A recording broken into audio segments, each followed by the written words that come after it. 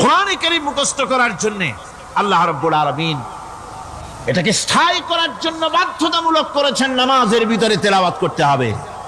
মানুষ নামাজের মধ্যে তেলাওয়াত করে, সওয়াবের জন্য সকালে পড়ে, বিকালে পড়ে, অর্থ সহকারে বুঝে পড়ে, রাত্রে পড়ে, দিনে পড়ে।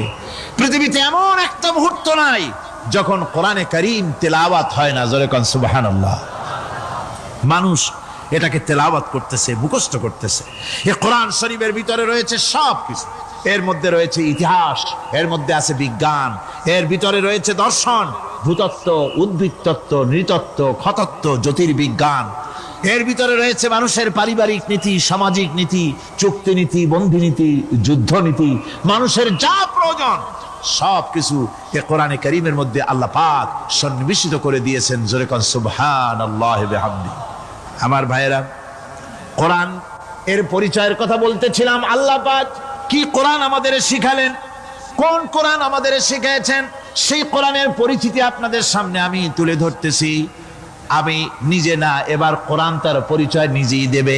কেউ যদি কোরআনের কাছে জিজ্ঞাসা করে, কোরআন তুমি কোথা থেকে নাজিল হয়েছ, কে তোমাকে নাজিল করেছে, এই প্রশ্ন যদি কেউ কোরআনের কাছে করে, কোরআন নিজেই তার জবাব দিতে পারে কিনা?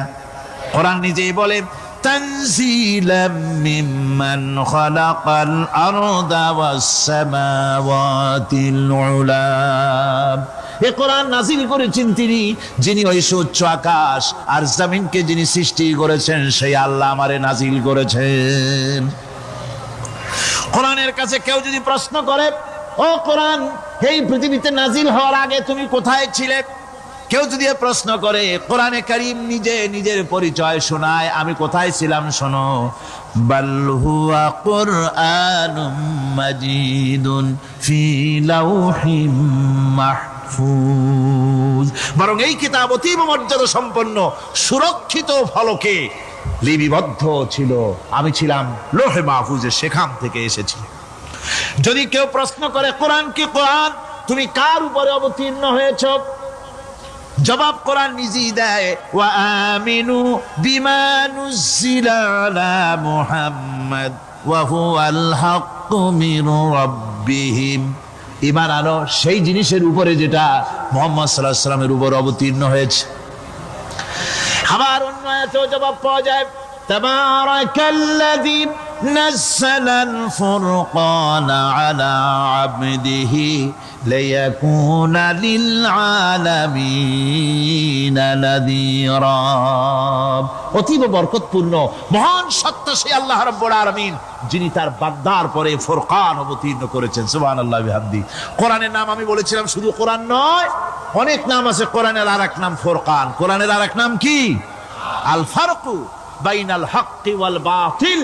কোরআন হচ্ছে সেই মহাসত্য যা মিথ্যা এবং সত্যের মধ্যে পার্থক্য সূচিত করে, মঙ্গল এবং অমঙ্গলের মধ্যে পার্থক্য সৃষ্টি করে, যা সত্য এবং মিথ্যার মধ্যে তাফরিকা সৃষ্টি করে, সত্যকে মানুষকে বুঝিয়ে দেয়। তার নাম হচ্ছে ফুরকান। এবার যদি প্রশ্ন করা হয়, ও কোরআন, বুঝলাম তুমি লৌহে মাহফুজে ছিলে, বুঝলাম তুমি নবীজির উপরে নাজিল হয়েছো, এবার বলো তুমি কোন মাসে নাজিল হয়েছো? তুমি তো আসছিলা প্রথম, কোন মাসে নাজিল হয়েছো? এ প্রশ্ন যদি কেউ করে, কোরআন তার জবাবে বলবে, শাহরু রমাদানাল্লাযী উনজিলা ফীহিল কুরআন। রমজানের পবিত্র মাসে আমি অবতীর্ণ হয়েছি। সুবহানাল্লাহ। যদি প্রশ্ন করা হয়, রমজানে তো আসছো, কিন্তু প্রথম নাজিল হয়েছিল কোন সময়? ওটা কি দিন ছিল না রাত ছিল? কোরআন তার জবাবে বলে, ইন্না আনজালনাহু ফি লাইলাতিল কদর। কদরের পবিত্র রাতে আমি এই পৃথিবীতে আমার আগমন ঘটেছিল। যদি প্রশ্ন করা হয়, বুঝলাম সবই, কেন নাজিল হয়েছে তুমি? এই পৃথিবীতে তোমার আসার উদ্দেশ্য কি, মূল কাজটা কি? এই প্রশ্ন যদি করা হয়, কোরআনে কারীম তার জবাবে বলে, শোনো কেন এসেছি। লিতুখরিজান নাসা মিনাজ যুলুমাতি ইলান নূর। আমার মিশন হচ্ছে গোটা বিশ্ব মানবতাকে পঞ্জীভূত জমাট বাঁধা অন্ধকারের ভেতর থেকে টেনে বের করে আলোর সন্ধান দিতে, আলোর দিকে আনার জন্য আমি কোরআন নাজিল হয়েছি। গোটা পৃথিবীর মানুষ আছে অন্ধকারের ভিতরে। কিসের মধ্যে? অন্ধকার কি? অন্ধকার হচ্ছে পুঁজিবাদ, অন্ধকার সমাজতন্ত্র, অন্ধকার ধর্মনিরপেক্ষতাবাদ, অন্ধকার জাতীয়তাবাদ, মানুষের তৈরি করা যত মতবাদ সব কি? জোরে কোন সবগুলি কি? অন্ধকার। আজকে আসার সময় দেখলাম দেওয়ালে লেখা, সমাজতন্ত্র আমরা প্রতিষ্ঠা করে ছাড়বো।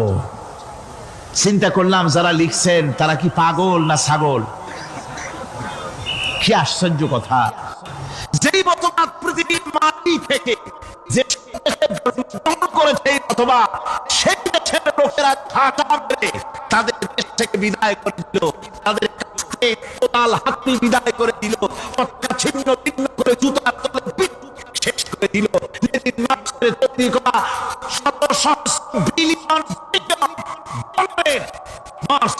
বইগুলি আগুন জ্বালিয়ে দিল।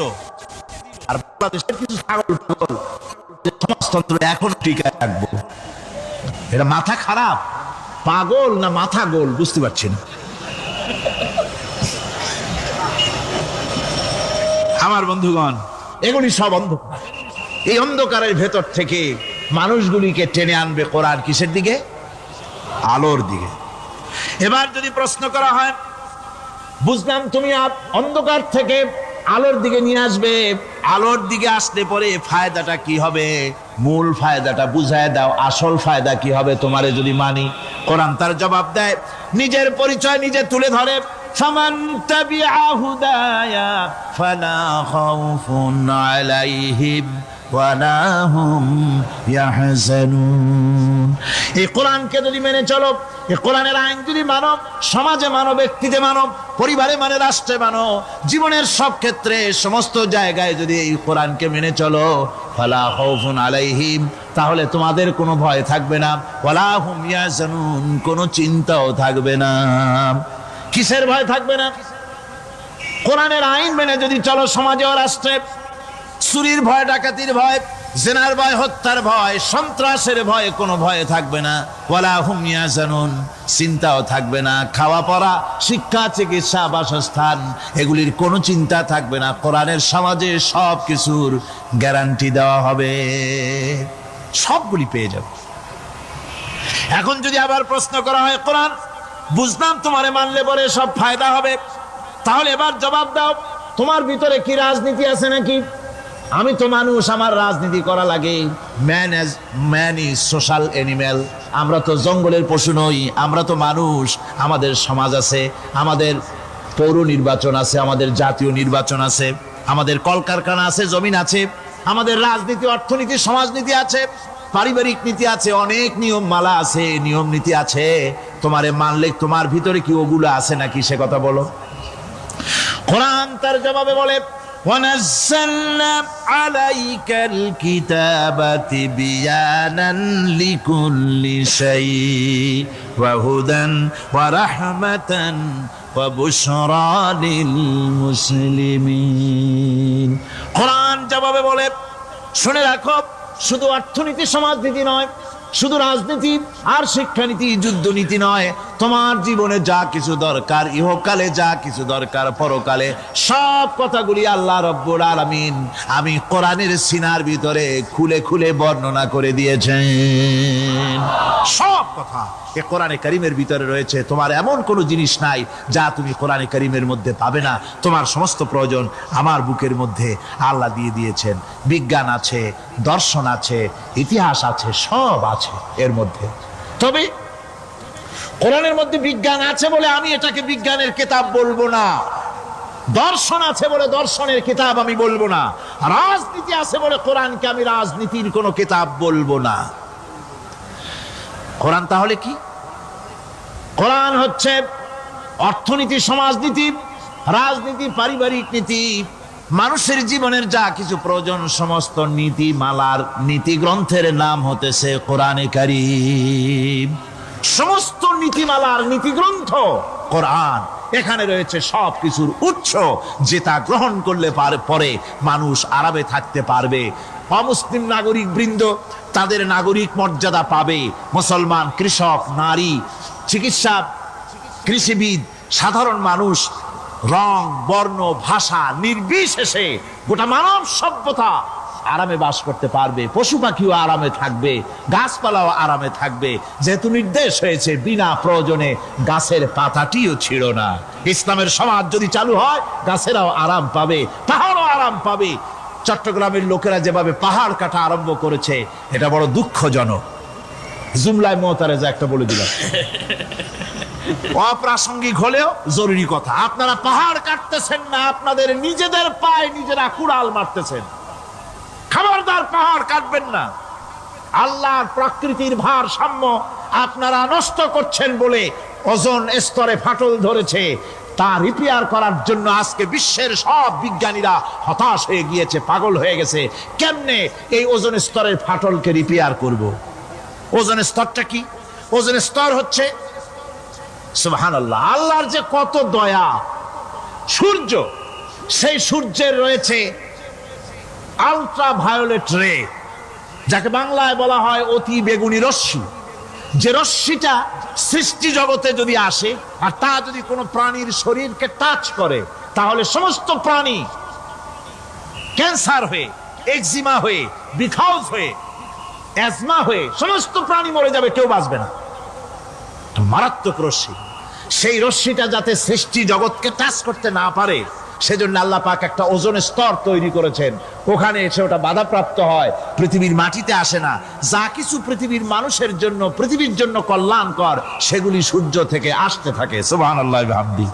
যেটা ক্ষতিকর, সেটা আল্লাহ পাক আটকায় রাখেন।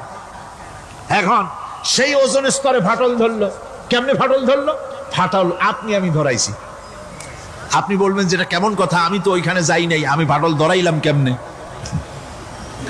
ওই যে সেই আপনার প্রাইমারি স্কুলে ভিজিট করতে গিয়েছিলেন ইন্সপেক্টর, তারপরে প্রাইমারি না হাই স্কুল ভিজিট করতে গেছে। যায়া জিজ্ঞেস করছে, ছেলেরা কি পড়ছো? বল ইতিহাস। ঠিক আছে, ইতিহাস থেকেই প্রশ্ন করব। বলো তো, চীনের প্রাচীর কে ভেঙেছে?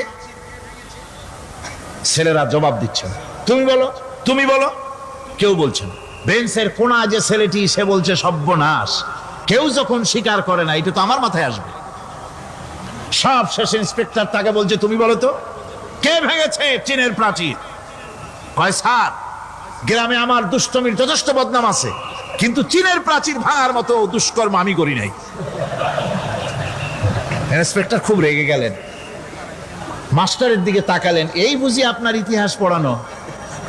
মাস্টার ইন্সপেক্টরের বিরক্তি ভরা মুখ দেখে বলছেন, স্যার রাগ করবেন না, এসব ছাত্র তো আমার, ওদের অবস্থা তো আমি জানি। আপনি আসছেন ঢাকা থেকে, আপনি জানবেন কি? আমি হলপ করে বলতে পারি, আমার ক্লাসের কোন ছাত্র চীনের প্রাচীর ভাঙে নাই। ইন্সপেক্টর রাগ হইয়া চলে গেছে হেডমাস্টারের রুমে, যায় বলছে যে আমি আপনার স্কুলের গ্রান্টকে আমি নাকচ করে দেব, মঞ্জুরি আমি ক্যান্সেল করে দেব। কেন? এই অবস্থা। হেডমাস্টার বলছে, স্যার রাগ করবেন না, আপনার জন্য কিছু টাকা পয়সাও রাখছি হাদিয়া। বড় একটা চর্বিযুক্ত খাসিও জবাহ করা হয়েছে, পুকুর থেকে রুই মাছ তোলা হয়েছে। তারপরেও আমার ছাত্ররা, টিচাররা বলার পরেও যদি আপনার সন্দেহ হয়ে থাকে যে আমার ছাত্ররাই ভাঙছে, তো ওই আপনি অসন্তুষ্ট হবেন না, রাগ করবেন না। স্যার, ওই প্রাচীর ভাঙতে যা খরচ লাগে আমি কিছু খরচ দেবো, তো আপনি রাগ করেন না। এখন চিন্তা করেন, স্কুলের ছাত্র থেকে শুরু করে হেডমাস্টার পর্যন্ত জ্ঞানের বহর। তো বলতেছিলাম, আপনি আমি ওজোন স্তরে ফাটল ধরিয়েছি, তার অর্থ এই নয় যে আপনারা গিয়ে ওখানে কুড়াল মারিয়ে ওটারে ভাঙছেন। তাহলে ওটা কি হয়েছে? কোরআনে কারীমে রব্বুল আলামিন বলেন, ওয়ামা আসাবাকুম মিন মুসিবাতিন ফাবিমা কাসাবাত আইদিকুম ওয়া ইয়াফু আন কাসীর। যত বিপদ তোমাদের উপর আরোপিত হয়, সমস্ত বিপদ তোমাদের দুই হাতের কামাই করা। কে বলছেন? আল্লাহ পাক। ওজোন স্তরে ফাটল ধরেছে, এটা বিপদ। বিশ্বের সমস্ত মানব সভ্যতা, সৃষ্টি জগতের জন্য বিপদ। এই বিপদের জন্য দায়ী পৃথিবীর মানুষ। কিরকম? সেটা হচ্ছে গাড়ির পেছন থেকে যে কালো ধোঁয়া বের হয়, কল কারখানার চিমনি থেকে যে কালো ধোঁয়া বের হয়, এই কালো ধোঁয়াগুলি, তারপরে সমস্ত কেমিক্যাল উইপেন, সেগুলি যে টেস্ট করা হয়, তার রিয়াকশন ইত্যাদি, এই কালো ধোঁয়া এবং সমস্ত মারণাস্ত্রগুলি এক্সপেরিমেন্ট করার সমস্ত এই রিয়াকশনগুলি সবগুলি গিয়ে ওই ওজোন স্তরে ফাটল ধরিয়ে দিয়েছে, আস্তে করে পাতলা হয়ে এটা ফেটে গিয়েছে, অতি বেগুনি রশ্মি আসা শুরু করেছে। এটাকে বন্ধ করার জন্য বিজ্ঞানীরা আজ মরিয়া হয়ে গিয়েছে। ইনশাআল্লাহ আল্লাহ পাক তার বিজ্ঞানীদের মানুষের মাথায় বুদ্ধি এনে দিবেন, রিপেয়ারও হয়ে যাবে ইনশাআল্লাহ। সবাই বলেন ইনশাআল্লাহ। তাহলে বললাম কেন এ কথাটা? এই জন্য বললাম যে কোরআনে কারীমের মধ্যে আল্লাহ রাব্বুল আলামিন সব কথা বলে দিয়েছেন, কোনো কথা বাদ রাখেন নাই। পাহাড়গুলি ভেঙে আমরা ক্ষতি করতেছি, গাছগুলি কেটে আমরা ক্ষতি করতেছি, প্রকৃতির ভারসাম্য নষ্ট করে দিচ্ছি, ফলে সমুদ্রের পানি স্ফীত হচ্ছে, ভূমিকম্প বাড়তেছে, ঘূর্ণিঝড় হচ্ছে, টর্নেডো হচ্ছে, পৃথিবী বিধ্বস্ত হয়ে যাচ্ছে, ক্লাইমেটের পরিবর্তন আসছে। আজকে পৌষ মাস, এটা কি মাস? কত তারিখ? দেখেন বাংলা ভাষাকে কত মহব্বত করি। যদি বলি আজকে ডিসেম্বরের কত তারিখ, গড় গড় করে মুখস্থ হয়ে যাবে। বাংলারে খুব ভালোবাসি, মাসটার তারিখ বলতে পারলাম না, দুঃখিত। এই হলো আমাদের ভালোবাসা। আজকে পৌষ মাসের অর্ধেকও শেষ হয়ে যাচ্ছে, অথচ মনে হচ্ছে শীত যেন তার শ্বশুর বাড়ি বেড়াতে গেছে।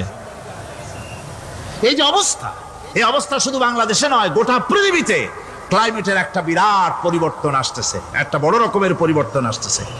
এর কারণ হচ্ছে এই পৃথিবীর মানুষেরা নিজেরাই প্রকৃতির ভারসাম্যকে নষ্ট করে দিয়েছে। এই ভারসাম্য নষ্ট হওয়ার কারণে আবহাওয়ার পরিবর্তন হচ্ছে, সামুদ্রিক জলোচ্ছ্বাস বাড়তেছে, ভূমিকম্প, আগ্নেয়গিরি ইত্যাদি হচ্ছে এবং পৃথিবীর মানুষ বিধ্বস্ত হচ্ছে। বলতেছিলাম এ কোরআনে কারীমের মধ্যে আল্লাহ পাক সব কথা বলে রেখেছেন। যদি জানতাম, বুঝতাম, তাহলে এই অবস্থার সৃষ্টি হতো না। এটা বিজ্ঞানের বই নয়, রাজনীতির বই নয়, সমাজনীতির বই নয়, বরং সমস্ত নীতিমালার উচ্চ, জ্ঞানের উচ্চ হচ্ছে আল কোরআন। জ্ঞানের উচ্চ কি? আরো জোরে বলেন, জ্ঞানের উচ্চ কি? আল কোরআন। পবিত্র কোরআনে এমন এমন ঘটনা আল্লাহ পাক বলেছেন যা ষষ্ঠ শতাব্দীর দুনিয়া এ সম্পর্কে কিছুই জানতো না। অবশ্য কিছু কিছু ঘটনা ইহুদিদের কিতাবে অতিরঞ্জিত আকার এবং বিকৃত অবস্থায় এসেছে, কিন্তু কোরআনে কারীম দুনিয়ার মানুষকে আদম সৃষ্টি, নূহের বন্যা, তারপরে মুসা আলাইহিস সালাম ফেরাউনের ঘটনা, ইব্রাহিম আলাইহিস সালামের নমরুদ, ইমা ক্বাদ সাবাকা ওয়া ক্বাদ আতাইনাকা মিন লাদুন্না যিকরা। আল্লাহ পাক বলেন এভাবে, আমি আপনার কাছে অতীত ঘটনাবলী ওহীর মাধ্যমে নিখুঁতভাবে আপনার সামনে সব বলে দিয়েছি। আমার ভাইয়েরা, এই বিশ্বলোকে ঊর্ধ্ব লোক সম্পর্কে নির্ভুল তথ্য বর্ণনা আল্লাহ পাক করে দিয়েছেন কোরআনের মাধ্যমে। 1665 খ্রিস্টাব্দে স্যার আইজাক নিউটন তিনি আবিষ্কার করলেন মাধ্যাকর্ষণ শক্তিকে।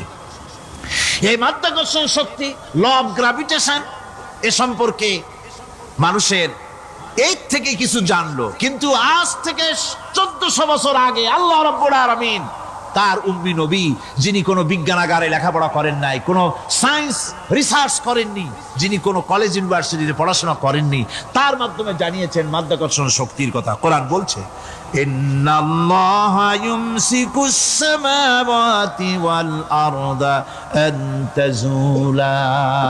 এই পৃথিবী এবং সমস্ত গ্রহ উপগ্রহকে আল্লাহ পাক বলছেন, আমি এমন এক শক্তি দিয়েছি যে শক্তির মাধ্যমে একটা আরেকটাকে আকর্ষণ করে রাখছে। এই পৃথিবীতে মাধ্যাকর্ষণ শক্তি শুধু পৃথিবীর নাই, সূর্যের আছে, মঙ্গলের আছে, নেপচুনের আছে, ইউরেনাসের আছে, বৃহস্পতির আছে। প্রত্যেকটি গ্রহের আলাদা আলাদা মাধ্যাকর্ষণ শক্তি আছে, আর এই শক্তির বলে একটা আরেকটাকে টেনে ধরছে, যাতে করে বিচ্ছিন্ন হয়ে না যায়, যাতে করে ধ্বংসপ্রাপ্ত না হয়। এগুলি আল্লাহ পাক এই তথ্যগুলি কোরআনে কারীমের মধ্যে বলেছেন। ফলে মরিস বুকাইলির মতো লোক, যিনি ফরাসি দার্শনিক, তিনি বলেছেন দুনিয়ার সমস্ত বিজ্ঞানীদের থিওরি হচ্ছে এই, যে বিজ্ঞানের কোনো থিওরি ফাইনাল নয়। আজ একটা হচ্ছে, কাল সেটাকে পরিবর্তন করে নতুন আর এক থিওরি আসতেছে। কিন্তু কোরআনে কারীমের মধ্যে আমি, কে বলতেছেন এ কথা? না না না, মরিস বুকাইলি বলছেন, কোরআন শরীফের ভিতরে আমি যে বিজ্ঞানের তথ্য পেয়েছি, থিওরি পেয়েছি, তার কোনো পরিবর্তন আজও হয় নাই, ভবিষ্যতেও হওয়ার কোনো সম্ভাবনা নাই। মরিস বুকাইলি মনে করেছিলেন বেদ আর বাইবেলে যেমন ভুল আছে, কোরআন শরীফে ওই রকম ভুল আছে, নাউজুবিল্লাহ। সেই জন্য তিনি আরবি শিখলেন কোরআন বোঝার জন্য, ভুল ধরার জন্য। কোরআন শিখলেন কি জন্যে? ভুল ধরার জন্য। আর এমন শেখা শিখছেন, ওই আরবি শিক্ষা মানে আমাদের দেশের লোকদের মতো আনাকুম জানাকুম শেখে নাই, ভালো করেই শিখছে, ভালো করেই মুখস্থ করেছেন। তার ভালো করে আরবি শিখেছেন, তারপরে কোরআন শরীফ পড়েছেন, তারপরে তিনি এ কোরআন পড়ে তেলাওয়াত করে বুঝে এরপরে তিনি বই লিখেছেন দি Bible, the Quran and science. এই বইয়ের মধ্যে তিনি পরিষ্কার লিখেছেন, কোরআন পড়লাম, এর ভিতরে একটা নক্তা দেওয়ার, একটা কলমের ফোঁটা দেওয়ার জায়গা কারো নাই। কোরআন নিঃসন্দেহে মহান স্রষ্টা আল্লাহ রাব্বুল আলামিনের মানুষের বানানো কিতাব, এটা হতে পারে না।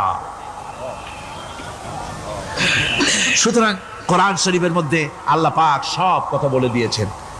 বিজ্ঞানের সাথে কিন্তু কোরআনের সংঘর্ষ নাই। অনেকে মনে করে যে বিজ্ঞান আর কোরআন এর মধ্যে বিরাট সংঘর্ষ। না, বিরাট সংঘর্ষ নয়, দুই একটা পয়েন্টে সংঘর্ষ থাকতে পারে। অধিকাংশ ব্যাপারই বিজ্ঞান, আমি মনে করি বিজ্ঞানের আবিষ্কার যত বাড়বে কোরআন বোঝা মানুষের জন্য তত সহজ হবে।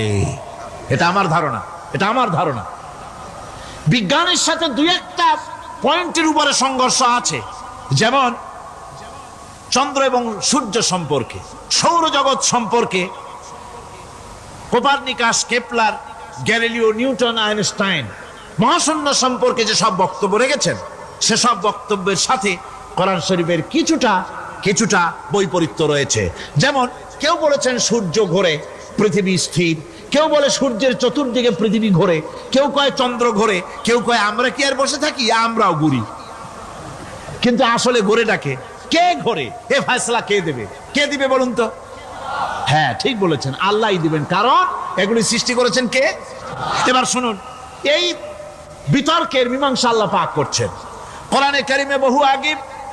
গ্যালিলিও, কেপলার, কোপারনিকাস এদের বলার অনেক আগে বিশ্বনবী জনাবে মুহাম্মদ রাসূলুল্লাহ সাল্লাল্লাহু আলাইহি ওয়াসাল্লাম তিনি বলে দিয়েছেন, আল্লাহর কথা তিনি বলেছেন, লাশ-শামসু ইয়ানবাগী লাহা আন তুদরিকাল কামারা ওয়ালাল লাইলু সাবিকুন নাহার ওয়া কুল্লুন ফি ফালাকিন ইয়াসবাহুন। প্রবল জ্ঞানী হইবে যাহারা, আপন মনেতে বুঝিবে তাহারা, রাত্রি পারে না আগে যাইবার দিনের স্থান করি অধিকার। চন্দ্র বাজে না সূর্যের গায়েতে, সূর্য পারে না চন্দ্রকে ধরিতে। যার যে স্থান বহাল রাখিয়া ভ্রমণ করিছে খোদাকে ডরিয়া। আল্লাহ রাব্বুল আলামিনকে ভয় করে সব ঘুরছে, চাঁদও ঘোরে, সূর্য ঘোরে, মঙ্গলও ঘোরে, ইউরেনাস ঘোরে, বৃহস্পতি ঘোরে, পৃথিবীও ঘোরে। সব ঘুরছে তো ঘুরছেই, বন বন করে ঘুরছে, একটা নির্দিষ্ট কক্ষপথে, আপন আপন কক্ষপথে ঘুরছে, যার ফলে অ্যাক্সিডেন্ট হয় না। সুবহানাল্লাহ, জোরে বলেন সুবহানাল্লাহ। নির্ধারিত কক্ষে ঘুরছে, নির্ধারিত কক্ষে ঘুরছে। এর কক্ষগুলি আল্লাহ পাক ঠিক করে দিয়েছেন, সেই কক্ষে ঘুরতেছে, একে অপরের পথ অতিক্রম করতেছে না। আবার ওই মহাশূন্যের ভেতরে রয়েছে black hole. Black hole, black hole কি? ব্ল্যাক হোল হচ্ছে একটা বিরাট অন্ধকার গহ্বর, একটা মৃত্যুকূপ। এত বড় বিরাট ব্ল্যাক হোল মহাশূন্যে আছে, বিজ্ঞানীরা হয়রান হয়ে গেছে। তার এত বড় শক্তি, সে শুধু তারা খায় না, কোন তারকা ঘুরতে ঘুরতে যদি তার কাছে এসে যায় তারাকে খেয়ে ফেলে। কোন আলো যদি কাছে আসে, আলো শুষে নিতে নিতে আলো যার থেকে এসেছে সেটাকেও শেষ করে ফেলে। এ ধরনের একটা দারুণ আকর্ষণী শক্তি তার মধ্যে আল্লাহ সৃষ্টি করেছেন। একটা ব্ল্যাক হোল আছে মহাশূন্যের ভিতরে। সূর্য, চন্দ্র, গ্রহ, নক্ষত্র, যে সূর্য পৃথিবীর চাইতে 13 লক্ষ গুণ বড়, এমন 2 কোটি সূর্য খাইয়া হজম করতে পারে এত বড় ব্ল্যাক হোল আল্লাহ তৈরি করে রেখেছেন মহাশূন্যের উপরে। রয়েছে মিল্কি ওয়ে, রয়েছে গ্যালাক্সি, অন্তত 10,000 কোটি, 10 সহস্র কোটি তারকা দিয়ে সমৃদ্ধ গ্যালাক্সি মিল্কি ওয়ে, যেটা অন্ধকার রাত্রে, তারকা সজ্জিত রাতে উত্তর দক্ষিণ দিকে টানা একটা পথের মতো দেখা যায়। এটা হচ্ছে গ্যালাক্সি, এইটাকে বলা হয় মিল্কি ওয়ে। এটা হচ্ছে ছায়াপথ। অসংখ্য তারকা এর মধ্যে রয়েছে। কত বড় বড় তারকা, অনেক দূরে। তাই আমরা দেখি বিন্দু বিন্দু, আসলে কি বিন্দু না। কত বড় জানেন? বিজ্ঞানীরা বলেছেন দৈত্যের মতো বিরাট বিরাট তারকা আছে, যে সূর্য পৃথিবীর চাইতে 13 লক্ষ গুণ বড়। এরকমের সূর্যের অন্তত 3 কোটি সূর্য খাইয়া হজম করতে পারে এরকম অসংখ্য তারকা মিল্কি ওয়ের ভিতরে আল্লাহ সৃষ্টি করেছেন। সুবহানাল্লাহ বিহামদিহি, সুবহান। আর মানুষ লাফায়, 4 আঙ্গুল মানুষ খালি লাভ দেয়, মোষ কতগুলো রাখিয়া। কোন আনন্দে লাফাও, কি শক্তি তোমার! মহাশূন্যের তুলনায় এই পৃথিবীর অবস্থান কি জানেন? এই জন্য যত বেশি পড়াশোনা করবেন মাথা নত হয়ে যাবে। কমিউনিস্ট হয় ছাগলেরা, বুদ্ধিমান কোনোদিন কমিউনিস্ট হয় না। কারা কমিউনিস্ট হয়? ছাগলগুলি, যাদের আকল নাই, যাদের জ্ঞান নাই, বুদ্ধি নাই, ওরাই কমিউনিস্ট হয়। কোন চিন্তাবিদ, কোন বিজ্ঞানী কমিউনিস্ট হয় না। মাথা নত হয়ে যায়, আল্লাহর এই সৃষ্টি দেখে পাগল হয়ে যায়। নিঃসন্দেহে আল্লাহ আছেন, নইলে পরে এগুলি হয় কি করে? আমি চিন্তা করে পাই না কমিউনিস্ট হয় কেমন, কতখানি পাগল হইলে হয়। ছোট্ট একটা রুমাল দেখলে মনে করি কোন তাঁতি এটারে বানাইছে। একটা এই কি জানি কয় মাইক দেখলে মনে করি কেউ এটাকে বানাইছে। টেবিল দেখলে মনে করি কেউ বানাইছে। ফ্রিজ দেখলে মনে করি বানাইছে কেউ। একটা সুই দেখলে মনে করি কেউ এটাকে বানাইছে। আর এই বিশাল পৃথিবী, ওই বিশাল আকাশ, কমিউনিস্টরা কয় এমনি এমনি হয়েছে। কয় বোতল খায় দৈনিক আল্লাহ জানে। আমার বন্ধুগণ, মাথা নত হয়ে আসবে চিন্তা করলে কি বিশাল সৃষ্টি আল্লাহ পাকের। এই ছায়াপথ, এই গ্যালাক্সি, এর তুলনায় পৃথিবীর অবস্থান কোথায়? পৃথিবীর অবস্থানটা হচ্ছে, আমার হাতে এটা একটি কলম। এই কলমটা কাগজের উপরে আমি যদি এই নিপটা রাখি, কাগজের ভিতরে নিপে যতটুকুন জায়গা টাচ করবে, মহাশূন্য গ্যালাক্সি মিল্কি ওয়ে, আল্লাহর ওই মহাশূন্যের তুলনায় পৃথিবীর অবস্থান একটা কলমের নিপে যতটুকুন জায়গা নেয় এর থেকে বেশি নয়। এই যদি হয় পৃথিবী, তাহলে সেই পৃথিবীর মানুষ আপনি কতটুকুন? সলিমুদ্দি বসিরুদ্দি খালি লাফায়। আমার বন্ধুগণ, লাভ কি? লাভের চোটে বলে হ্যান করেঙ্গে ত্যান করেঙ্গে, লাঠিকে আন্দার মুগুর ভরেঙ্গে। কয়দিন পর শোনা যায় শীত হয়ে পড়ছে, কিছু নাই। সুতরাং আল্লাহ পাকের অসীম সৃষ্টি জগৎ, এর সঙ্গে বিজ্ঞানের সংঘর্ষ কম, দুই একটা পয়েন্টে আছে। বাকি সবগুলিতে বিজ্ঞানের আবিষ্কার যত বাড়তেছে, আল্লাহরে চেনা, সৃষ্টি জগৎকে জানা মানুষের জন্য তত সহজ হচ্ছে। এই কথাগুলি আমি সামনের দিকে আরো বলবো ইনশাআল্লাহ। সবাই বলেন ইনশাআল্লাহ, যাতে আমাদের বুঝে আসে। আর রহমান আল্লামাল কোরআন, কোরআন শিখিয়েছেন আমাদেরকে রহমান, এমন নিয়ামত দিয়েছেন যার মধ্যে সব আছে। মানুষ সৃষ্টির ব্যাপারে, মানব সৃষ্টির ব্যাপারে নির্ভুল তথ্য যদি পেতে হয়, তাহলে কার কাছে যাব? জোরে কন। আল্লাহর কাছে যেতে হবে। আর আল্লাহর কাছে না যাইয়া মানব সৃষ্টির রহস্য যদি জানতে যাই ডারউইনের কাছে, তাহলে আপনার মামু হবে সুন্দরবনের বান্দরেরা। ঠিক কিনা? বান্দরেরা হবে মামু, সিম্পাজি ওরাং ওটাং হবে আপনার নানার দাদা। তার কারণ ডারউইন সাহেব বলেছেন মানুষ এর পূর্বপুরুষ হলো বাঁদর, সিম্পাজি, ওরাং ওটাং, এটা হলো তার থিওরি অফ ইভলিউশন।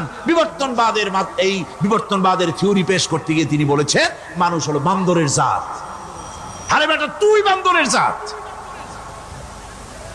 নিজের লেজ কাটিয়া সকলের লেজ কাটা আরম্ভ করতে যাচ্ছে। কি পাগলের পাগল, মানুষ হয়েছে বান্দরের জাত। আশ্চর্য কথা। কেমনে কইলে? তো বললো যে সিম্পাজি দেখছে, তো সে সিম্পাজি দেখে তার মনে হয়েছে যে মানুষ ওইরকমই তো দেখা যায়, তো মানুষ বুঝি বান্দর থেকেই আসছে। আমি বলি পৃথিবীতে এমন পাগল আমি কোনোদিন দেখিও নাই, শুনিও নাই যে কোনো পাগল পাবদা মাছ দেখে বলেছে যে এটা হচ্ছে বোয়াল মাছের পূর্বপুরুষ। টাকি মাছ দেখে কোনো ছাগলেও বলেছে আজ পর্যন্ত যেটা হলো শোল মাছের পূর্বপুরুষ। পুঁটি খাইতে খাইতে আস্তে আস্তে বিরাট শোলে পরিণত হয়ে গেছে, কোনো পাগলেও বলেনি। আচ্ছা, মেনে নিলাম ডারউইন সাহেবের থিওরি, মেনে নিলাম 1 সেকেন্ডের জন্য যে বান্দর থেকেই মানুষ হয়েছে। এখনো তো বানর প্রজাতি আছে না? শেষ হয়ে গেছে? আছে কিনা? তাহলে সুন্দরবনে যান, যে দেখুন কোন বাঁদর কি এ পর্যন্ত দেখা গেছে যে কোমর পর্যন্ত মানুষের মতো হয়ে গেছে? আর একটু দুধ আর পনির আর একটু এই শুটকি মাছ লোটটা ফিশ খাওয়াইলে আর কদিনের মধ্যে এই বান্দরটা মানুষ হয়ে যাবে। হয়েছে এরকম? বাঁদরের 12 আনা মানুষ হয়ে গেছে, 14 আনা মানুষ হয়ে গেছে, আর অল্প একটু বাকি। এরকম দেখা গেছে কোথাও? দেখা যায়নি। এগুলি পাগলামি কথা, পাগলামি কথা। মানুষ বানর থেকে আসেনি, মানুষ ওরাং ওটাং থেকে আসেনি, মানুষ সিম্পাজি থেকে আসেনি। মানুষ এসছে কোত্থেকে? এটা জানতে হলে এই নির্মূল তথ্য জানার জন্য আসতে হবে কোরআনের কাছে। কার কাছে? আল্লাহ রাব্বুল আলামিন তার হাবিবের মুখ থেকে মানব সৃষ্টি রহস্য তিনি উদ্ঘাটন করে দিয়েছেন। তিনি বলেছেন, দুনিয়াবাসীকে শুনিয়েছেন, ফালয়ানজুরিল ইনসানু মিম্মা খুলিক খুলিকা মিম্মা ইন দাফিকিন ইয়াখরুজু মিন বাইনিস সুলবি ওয়াত তারাইব। আল্লাহ পাক বলেন, মানুষ কি তার সৃষ্টি রহস্য দেখে না? কেমনে তাকে আমি সৃষ্টি করেছি? মায়ের বক্ষ পিঞ্জর থেকে, বাপের পৃষ্ঠ থেকে সবেগে নির্গত এক ফোঁটা নাপাক পানি দিয়ে আমি আল্লাহ মানুষকে সৃষ্টি করেছি। বান্দর থেকে নয়, ওরাংওটাং থেকে নয়, সিম্পাজি থেকে নয়। মানুষের অরিজিন মানুষ। আদম থেকে তোমরা জন্মগ্রহণ করেছো, আদম এসেছে মাটি থেকে, তোমরা এসেছো আদম থেকে। সুবহানাল্লাহি ওয়া বিহামদিহি। এটাই হলো মানব সৃষ্টি রহস্যের কথা আল্লাহ পাক বলে দিয়েছেন। অন্যত্র আল্লাহ বলেন, ইন্না খালাকনাকুম মিন তুরাবিন সুম্মা মিন নুতফাতিন সুম্মা মিন আলাকাতিন সুম্মা মিন মুদগাহ। নিষ্প্রাণ মাটি থেকে তোমার উৎপত্তি হয়েছে, আর এই নিষ্প্রাণ মাটি দিয়ে তোমাকে তৈরি করা হয়েছে। এগুলি মাতৃগর্ভের ভিতরে গিয়া নাপাক পানি ফোঁটা জমাট রক্ত হয়েছে, গোশত হয়েছে, তারপরে মানুষের আকৃতি দিয়েছি, আর এরপরে বাচ্চার আকারে মায়ের পেট থেকে আমি আল্লাহ মানুষ করে তোমাকে বের করেছি। সুতরাং মানব সৃষ্টি রহস্যের কথা বিজ্ঞানের সাথে যেটা সাংঘর্ষিক হবে কোরআনের সাথে, আমরা সেটা মানতে পারি না। আমাদেরকে মানতে হবে মূল জ্ঞানের কিতাবটা। মূল জ্ঞানের কিতাব কোনটা? জোরে কম তো কোনটা? কোরআন। এখানে সব কথা আল্লামাল কোরআন। কোরআন শিখিয়ে মানুষকে আল্লাহ পাক সবচাইতে বড় দয়া করেছেন, এর থেকে বড় দয়ার হয় না। কোরআন শিখিয়েছেন আমাদের, যার মধ্যে সমস্ত তথ্যের কথা আল্লাহ পাক বলেছেন। The universe and doctor Einstein বইয়ের ভিতরে লেখা হয়েছে যে একদিন এমন হবে যখন ধীরে ধীরে সূর্য তার আলো হারিয়ে ফেলবে, চন্দ্র নিষ্প্রভ হয়ে যাবে, আর পৃথিবী আস্তে আস্তে তার গতি হারিয়ে ফেলবে। একথা আজকের বিজ্ঞানীরা অথবা আজ থেকে কয়েক বছর আগের বিজ্ঞানীরা একথা বলছেন। কিন্তু রাসূল করিম সাল্লাল্লাহু আলাইহি ওয়াসাল্লামের মুখ থেকে আজ থেকে 1400 বছর আগে, যিনি বিজ্ঞানাগারে মোটেও পড়াশোনা করেননি, লিখতে জানেন না, পড়তে জানেন না, সই করতে জানেন না, বিজ্ঞান আসছে কথা বলছে, সেই কথা 1400 বছর 1500 বছর আগে রাসূল করিমের মুখ থেকে আল্লাহ পাক বলছেন। কোরআনে কারীম বলছে, ইয়াসআলু আইয়ানা ইয়াউমুল কিয়ামা ফাইদা বারিকাল বাসারু ওয়া খাসাফাল কামারু ওয়া জুমিআশ শামসু ওয়াল কামার। হে রাসূল, রাসূলের কাছে জিজ্ঞাসা করে কিয়ামত কবে হবে? আল্লাহ পাক বলেন, বলে দিন যেদিন চন্দ্র তার আলো হারিয়ে ফেলবে, যেদিন সূর্য তার আলো হারিয়ে ফেলবে, আর চন্দ্র আর সূর্য সব একাকার হয়ে যাবে। হাজরা বলছে চাঁদে আলো থাকবে না, সূর্য আগের থেকে তার উত্তাপ এবং আলো স্তম্ভিত হতেছে, এবং হতে হতে এমন এক পর্যায়ে আসবে যখন সূর্য আলো হারিয়ে ফেলবে। বিজ্ঞানীরা গত 4-5 বছর আগে এ বক্তব্য রেখেছেন, কিন্তু 1400 বছর আগে বিজ্ঞানের লালনাগারে লেখাপড়া না করে হুজুরের মুখ থেকে আল্লাহ কথা বলে দিয়েছেন। তাহলে বিজ্ঞানের আসল কিতাব কোনটা? জোরে বলেন কোনটা?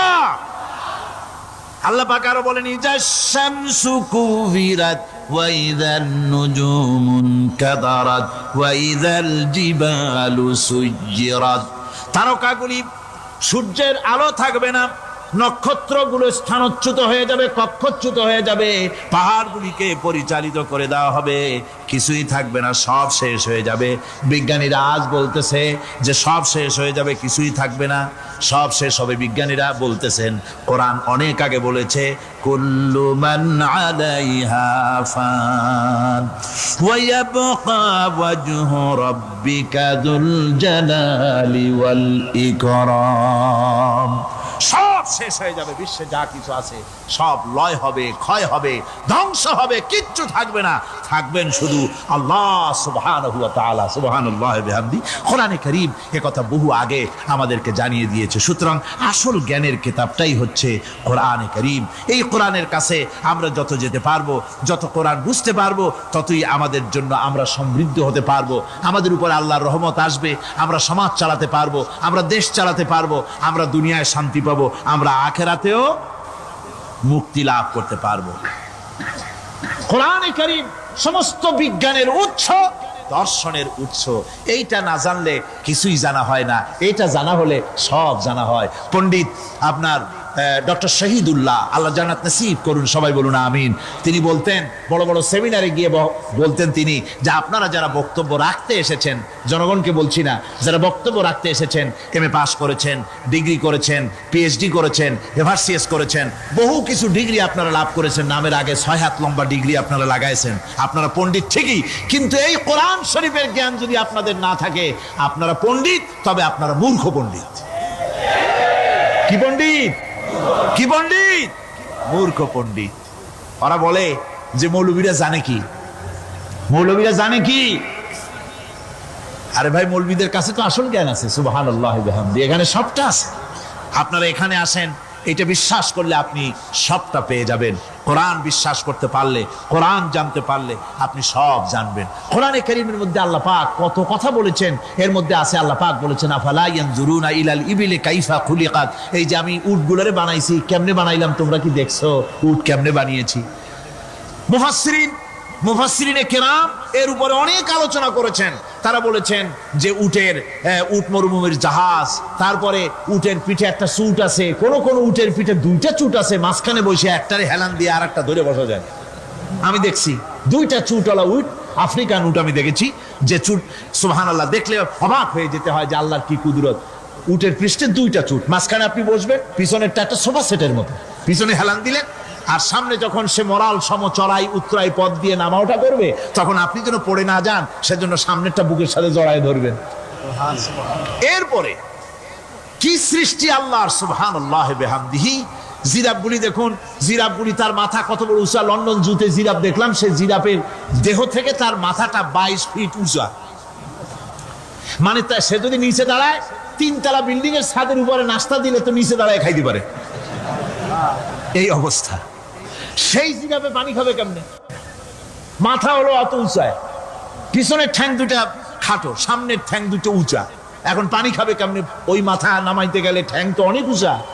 আল্লাহ পাক এমন সুন্দর ব্যবস্থা করলেন, সামনের 2টা ঠ্যাং এভাবে সরায় দেওয়ার মতো। ও যখনই পানি খায় দেখলাম 2টা ঠ্যাং অনেক ছেড়ায় দেয়, 2 দিকে ঠ্যাং চলে যায়, তখন মাথাটা সহজে নিচে নামায় আসে, পানি খাইতে পারে। এই সুযোগগুলি আল্লাহ সুবহানাহু ওয়া তাআলা তিনি করে দিয়েছেন। ওমা কুন্না আনিল খালকি গাফিলিন, আমি আমার সৃষ্টি জগৎ সম্পর্কে অমনোযোগী নহি। সুবহানাল্লাহি ওয়া বিহামদিহি। ভল্লুকগুলি কি বিরাট বিরাট একটা ভল্লুক। শ্বেত ভল্লুক দেখেছি, কৃষ্ণ ভল্লুক দেখেছি, হাঁটতেছে মনে হয় যেন পায়ের তলায় হাফসুল করা, ঠিক জুতা পায়ের তলাটা যেমন দেখা যায় ওই রকমের তলাটা, গায়ে একেবারে পশম। লোক ওই বরফের দেশে থাকতো, সে শীত কষ্ট না পায়, সেই জন্য আল্লাহ একটা কম্বল ওর গায়ে জড়ায় দিয়েছে, অটোমেটিক কম্বল। সুবহানাল্লাহি ওয়া বিহামদিহি। তো উট, আল্লাহ বলছেন উট কেমনে বানাইছি দেখছো? আফালা ইয়ানজুরুনা ইলাল ইবিলি কাইফা খুলিকাত। উট বানালাম কেমনে দেখেছিস? মানুষ অবাক হলো, আল্লাহ এত কথা থুইয়া উটের কথা বলছেন, কারণ নানান রকম মানুষ বলল। শেষ পর্যন্ত প্রাণীতত্ত্ববিদরা তারা আবিষ্কার করলেন মূল কারণটি। অনেক কারণ আছে আল্লাহ পাকে কথা বলার। উট তো মরুভূমির জাহাজ, তারপরে উট মানুষের অনেক উপকারে আসে, এ কথা বলা হয়েছে। প্রাণীতত্ত্ববিদরা খুঁজে খুঁজে তারা দেখতে পেয়েছে যে উটকে জবাহ করে দেখা গেছে, উট সমস্ত প্রাণী বাতাস থেকে অক্সিজেন যতটা গ্রহণ করে ততটা ছেড়ে যায়, যতটা গ্রহণ করে ততটা ছেড়ে যায়। একমাত্র প্রাণী উট যে যতটা অক্সিজেন গ্রহণ করে বাতাস থেকে সবটা ছাড়ে না, 2/3 ছেড়ে দেয়, 1/3 তার লাংসের পাশে রাখার জন্য আল্লাহ পাক একটা চেম্বার তৈরি করেছেন।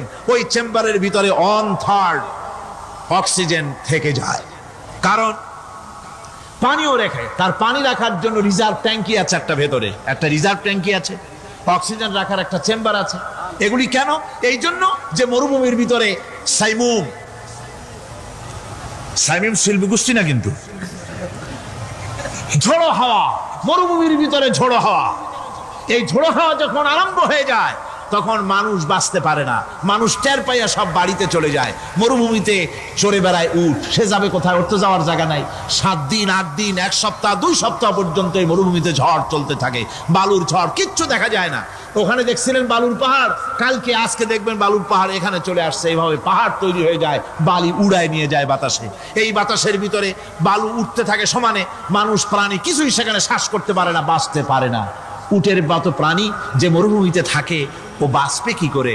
আল্লাহ সুবহানাহু ওয়া তাআলা ওর লাংসের পাশে অক্সিজেন রাখার চেম্বার করে পানির ট্যাঙ্কি তৈরি করে দিয়ে রেখে এমন কায়দা করেছেন, ও যখনই টের পায় যে ঝড় শুরু হবে, সাথে সাথে ঠ্যাং দিয়া মুখ দিয়া গর্ত করে বালুর ভিতরে মাথা ঢুকাইয়া 1 সপ্তাহ 2 সপ্তাহ থাকতে পারবে মাটির তলে, অক্সিজেনের অভাব হবে না। দেখো নাকি কিভাবে সৃষ্টি করেছি আমি এই সুন্দর উটকে, একবার দেখো, আর শুকরিয়া তোমার মাথা নত হবে। যত বড় কমিউনিস্ট হও, আল্লাহর জন্য সেজদা দিতে বাধ্য হবে যদি তোমার ঈমান এতটুকুনো থাকে। আমার ভাইরা, আল্লাহ রাব্বুল আলামিন অসংখ্য প্রাণী সৃষ্টি করেছেন এবং সবগুলির প্রয়োজন তিনি মিটিয়েছেন। সুবহানাল্লাহ পড়েন। দেখুন সমুদ্রের ভিতরে তিমি চলতেছে, বিশাল তিমি। অনেকে দেখেন নাই, কেউ কেউ দেখেছেন, আমি দেখেছি তিমি মাছ, বিশাল তিমি। এই তিমি মাছ শত শত টন ওজন, একটা তিমি 150 টন, 250 টন, 500 টন, 1000 টন, বিরাট বিরাট ওজনের তিমি মাছ। এই তিমি মাছ পানির নিচে থাকে, আবার পানির উপরেও আসে। উপরে আসবে কেমনে, নিচে যাবে কেমনে এত ওজন নিয়ে? আল্লাহ সুবহানাহু ওয়া তাআলা তার পেটের ভিতরে লক্ষ লক্ষ গ্যালন পানি ধরে, হাজার হাজার গ্যালন পানি ধরে এরকম একটা রিজার্ভ ট্যাঙ্ক তৈরি করেছে। ও যখন ডুবতে চায় তখন পিঠের উপর থেকে ডালাটা উন্মুক্ত করে দেয়, গল গল করে সমুদ্রের পানি পেটের মধ্যে ঢুকতে থাকে। পানিতে ভরে গেল, শরীরের ওয়েট দারুণ ভাবে ওয়েট ক্যারি করলো, তখন সে আস্তে করে সমুদ্রের তলায় ডুবে গেল। আবার যখন সে শ্বাস প্রশ্বাসের জন্য, অক্সিজেনের জন্য সমুদ্রের উপরে উঠতে চায়, তখন ডালাটা খুলে দিয়ে পাম্প দেয় নিজের শরীরে। পাম্প দিলে পরে তার ভিতর থেকে রক্ষিত পানির ফোর্স এত উঁচা হয়, অন্তত 10 মাইল দূর থেকে সেই পানির ফোয়ারা দেখা যায়। তিমি মাছের এই অবস্থা দেখে মানুষ তৈরি করেছে সাবমেরিন। আমি সাবমেরিনেও চড়েছি, দেখেছি দ্বিতীয় বিশ্বযুদ্ধে যে সাবমেরিন ব্যবহার করা হয়েছিল, পোর্টসমাউথে সেই সাবমেরিন আমাকে দেখানো হয়েছে, আমি দেখেছি। তাতেও ঠিক একই কায়দায় পানি ভরে পানির তলায় যায়, আবার ওঠার সময় পানি ছেড়ে উপরে চলে আসে। তিমি মাছ থেকেই মানুষ এটাকে গ্রহণ করেছে। মানুষের শিক্ষার জন্য অগণিত প্রাণী আল্লাহ সৃষ্টি করেছেন বিজ্ঞানের সাথে, তাই কোরআনের সংঘর্ষ নাই। বিজ্ঞান মানুষকে যত বেশি আবিষ্কার করবে, বিজ্ঞান কোরআন বোঝা মানুষের জন্য তত সহজ হবে। আর আপনারা যত জ্ঞানী হবেন, কোরআন যত পড়বেন, মাথা তত নত হবে। তুলা গাছের ফল যত পাকে তত গাছ কি হয়, ডালগুলো কি হয়, উপরে উঠে যায়। বোঝেন না কেন? তুলা গাছ নাই আপনাদের দেশে? তুলারে কি কয় চট্টগ্রামে? তুলা গাছরে কি কয়? তুলা গাছ। তুলা গাছের ফল যত পাকে তত গাছের ডাল কি হয়, যখন কাঁচা থাকে তখন নিচে থাকে, ডাল ঝুঁকে পড়ে, আর পাকলে পরে উপরে উঠে যায়। আর আম গাছের ফল যত পাকে তত ডাল কোথায় যায়? নিচে যায়। যারা মানুষের তৈরি করা এই সমস্ত জ্ঞানে যারা সমৃদ্ধ হয়, তারা ওই তুলা গাছের মতো আস্তে করে যতই জ্ঞানে বৃদ্ধ হয় ততই ডাল উপরের দিকে যায়, জ্ঞান তত হালকা হয়। আর কোরআন আমের মতো, কাঁঠালের মতো, মানুষের উপকারী এমন এক ফলের মতো, যত পাকে যত পড়ে, জ্ঞান যত সমৃদ্ধ হয় ততই আল্লাহর সামনে মাথা নত হয়ে যায়। মানুষের কাছে জ্ঞান খুবই সংক্ষিপ্ত জ্ঞান, মানুষের কাছে অমা উতিতুম মিনাল ইলমি ইল্লা কালিলা, খুব সামান্যতম জ্ঞানই তোমাদেরকে দেওয়া হয়েছে, বেশি জ্ঞান আমাদের কাছে নাই। সবচাইতে বড় জ্ঞানের উৎস আল্লাহ সুবহানাহু ওয়া তাআলা, জ্ঞানের উৎস হচ্ছে কোরআনে হাকিম। সেই কোরআন থেকে আল্লাহ পাক দয়া করে আমাদেরকে কোরআন শিখিয়েছেন। জোরে কোন সুবহানাল্লাহি বিহামদিহি। এই কোরআনের সব কথা আল্লাহ আর রহমান আল্লামাল কোরআন, আল্লাহর সবচাইতে বড় দয়া আমাদেরকে কোরআন শিখিয়েছেন। জোরে কোন সুবহানাল্লাহ। সেই কোরআনের মর্যাদা, সেই কোরআনের শিক্ষা, সেই কোরআন দিয়ে আমাদের কি ফায়দা ইত্যাদি কথা আমি ধীরে ধীরে আপনাদের সামনে আলোচনা করব ইনশাআল্লাহ। তো আমি বুঝাইতে পারবো না কি মজাটা লাগে। সারাদিন রোজা রাখার পর সমস্ত লক্ষ লক্ষ মুসল্লিরা বসে আছে মক্কা শরীফে, কাবা শরীফ সামনে, এখানে বসে আছে।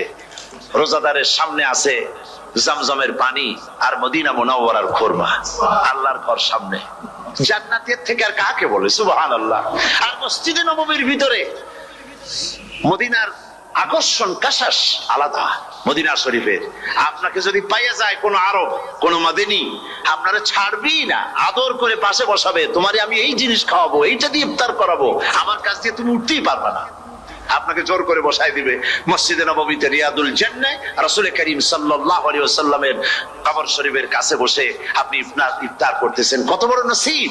সেই জন্য আমি বলি, হলিডে করার জন্য আমেরিকা, সিঙ্গাপুর, হাবিজাবি এই সমস্ত ঘুরে কোনো লাভ নাই। হলিডে করতে চান, রমজান মুবারকে চলে যান হারামাইন শরীফাইন, মদিনা আল মুনাওয়ারা, মক্কা আল মুকাররমা।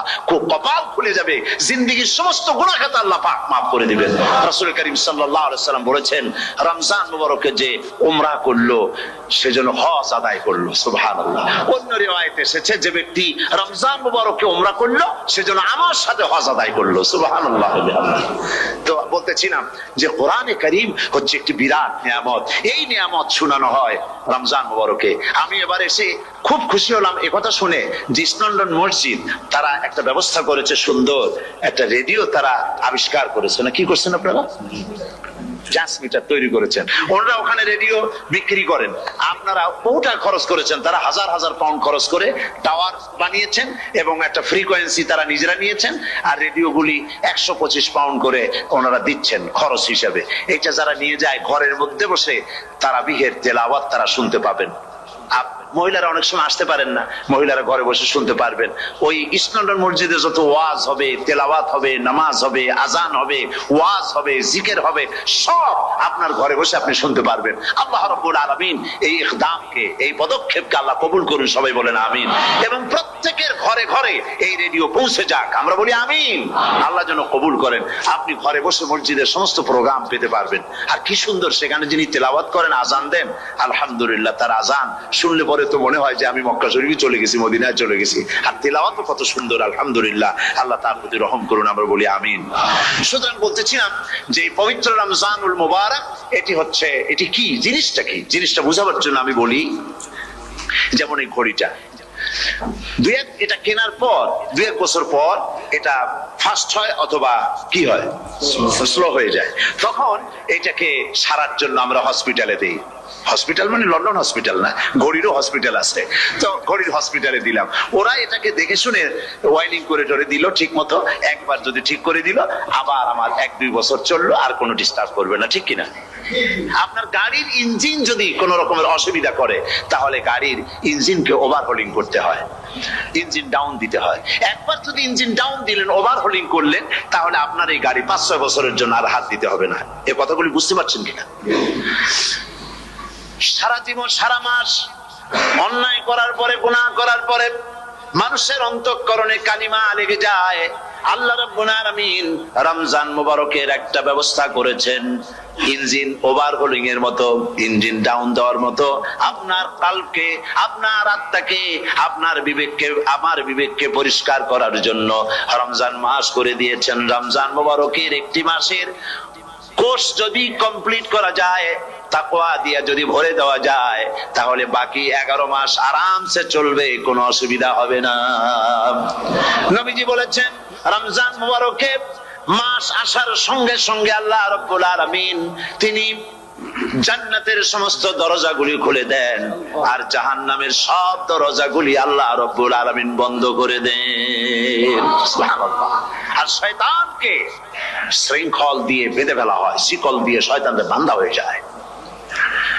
এই হাদিসটা যখনই শুনাই বিভিন্ন জায়গায়, লোকেরা বিভিন্ন জায়গায় প্রশ্ন করে, হুজুর কোন তো যে শয়তানরে বাঁধতে হয়, কিন্তু রমজান মাস তো লোকেরা মদ খায়, মিথ্যা কথা কয়, তাহলে শয়তান বান্ধা থাকলো কেমনে? আমি বলি, দেখেন, এরও ব্যাখ্যা আছে। এর ব্যাখ্যা হলো এই, কোন কোন ঘড়ি আছে একবার চাবি দিলে 6 মাস চলে, আর একবার চাবি দিলে 2 বছর চলে, আবার চাবি দিলে লাইফ চলে যায়। এরকমের ঘড়িও আছে। কোন কোন মানুষের শয়তানে এমন চাবি দিছে যে চাবিতে 6 মাস চলে, কোনটায় 10 মাস চলে, কোনটায় বছর চলে। রোজার মাসেও যারা গুনাহ করে শয়তানি এমন চাবি দিছে যে রোজার মাসেও বন্ধ হচ্ছে না। এরা শয়তানের খপ্পরে পড়ে গেছে। আল্লাহ এই চাবি থেকে মুসলমানদেরকে হেফাজত করুন, বলি আমিন। জোরে বলেন আমিন। শয়তান থেকে পানাহ কেউ দিতে পারে না, কোন গভর্নমেন্ট পারবে না। ব্রিটিশ গভর্নমেন্ট পারবে নাকি? American government? কেউ পারবে না। শয়তান থেকে পানাহা দিতে পারে কেবলমাত্র কে? ওই আল্লাহ রাব্বুল আলামিন আমাদেরকে শিখায় দিয়েছেন শয়তানের ওয়াসওয়াসা থেকে আমার কাছে পানাহা চাও। আউযু বিল্লাহি মিনাশ শাইতানির রাজিম। বিতাড়িত মরদুদ শয়তানের ওয়াসওয়াসা থেকে পানাহা চাই, আল্লাহর কাছে পানাহা চাও। আল্লাহ পাক বলেন আমি পানাহা দিতে পারি শয়তানের ওয়াসওয়াসা থেকে। শয়তান থেকে আশ্রয় একমাত্র সিকিউর নিরাপত্তা পেয়েছেন আল্লাহর পয়গম্বরেরা। সুবহানাল্লাহ। আম্বিয়া আলাইহিমুস সালাম তারা আল্লাহ কর্তৃক নিয়ন্ত্রিত। শয়তানের ক্ষমতা নাই পয়গম্বরদের কাছে যাওয়া। চতুর সীমানার ভেতরে শয়তান প্রবেশ করে কোন নবীকে ওয়াসওয়াসা দিতে পারবে না, বলি সুবহানাল্লাহ। এই জন্য শয়তান থেকে বেঁচে যাওয়া, শয়তানের ওয়াসওয়াসা থেকে বাঁচা খুবই কঠিন। সেই জন্য আল্লাহ পাক বলছে শয়তানকে বেঁধে রাখা হয়, জান্নাতের সমস্ত দরজা খোলা, জাহান্নামের সমস্ত দরজা বন্ধ হয়ে যায়। এই নিয়ামতের মাস আমাদের সামনে। প্রত্যেকটি যখন কোন ওয়ার্কশপ হয়, তো ওয়ার্কশপের জন্য এক একটা কি বলে সিলেবাস থাকে। রমজান মুবারক একটা ওয়ার্কশপ। এই ওয়ার্কশপের মধ্যে একটা সিলেবাস আছে, সেই সিলেবাসের নাম হচ্ছে কোরআন। কোরআন কোরআন কোরআন নাজিলের মাসে আমরা কি কোরআন তেলাওয়াত করি? বলেন। রোজা হচ্ছে, হাদিস শরীফের মধ্যে বলা হয়েছে আস-সাওমু জুন্নাহ, রোজা হচ্ছে ঢাল। রোজা কি কন্ত? ঢাল বোঝেন তো? ঢাল কি? প্রোটেক্টর। আপনি জিহাদের ময়দানে, যুদ্ধের ময়দানে নিরাপত্তার জন্য বাইরের থেকে আক্রমণকে ভিড়াবার জন্য কি ব্যবহার করেন? ঢাল ব্যবহার করেন। রোজা হচ্ছে ঢাল। শয়তানের সমস্ত আক্রমণ থেকে বাঁচার জন্য রোজা হচ্ছে ঢাল। রোজার দিনে কেউ যদি আপনার সাথে ঝগড়া করে, তাহলে রাসূল বলেছেন তুমি বলো, তুমি ঝগড়ায় প্রবৃত্ত হবে না। তোমার সাথে যদি কেউ ঝগড়া করে, তুমি বলবে ইন্নী সাইম, আমি রোজাদার। আমি তোমার মতো ঝগড়া করতে আমিও পারি, আমি তোমার মতো গালাগালি দিতে পারি, কিন্তু আমি দেব না, ঝগড়াও করব না, গালিও দেব না, মারামারিও করব না, কারণ আমি রোজাদার। সুবহানাল্লাহ। রোজা আপনাকে গুনাহ থেকে বাঁচায় দেবে। দেখেন রোজা কিভাবে গুনাহ থেকে বাঁচায়। মিথ্যেবাদী, মিথ্যেবাদী সারাক্ষণ মিথ্যে কথা বলে, কিন্তু রোজার মাস আসছে। এখন মিথ্যাবাদী যারা, তাদের ঘনিষ্ঠ লোকদের কাছে শুনেছি যে তারা বলে, যদি কোনো লোক দিনের বেলা এসে যায় আর এমন কথা, যে কথা বলতে গেলে মিথ্যা বলা ছাড়া উপায় নাই তার জন্য, সে তখন বলে ভাই তুমি তো অসময় আসছো, এখন আমি খুব ব্যস্ত, আই এম ভেরি বিজি, তুমি রাত্রে আসো। কথা বুঝতে পেরেছেন তো? রোজা হচ্ছে কি? রোজাটা কি বলে? ঢাল। কোন মেয়ে লোকের দিকে চোখ পড়লো, আহা আমি তো রোজাদার, চোখকে সাথে সাথে নিচে নামায় ফেললো। গানের আওয়াজ আসলো, আমি তো রোজাদার, সে গানটা শুনলো না। কাজে সমস্ত গুনাহ থেকে বাঁচার জন্য রোজা একটা বিরাট হাতিয়ার। সুবহানাল্লাহ। এই মাসে আল্লাহ রাব্বুল আলামিন এই মাসটা, এই রোজাটা কেন দিয়েছেন? লাআল্লাকুম তাত্তাকুন।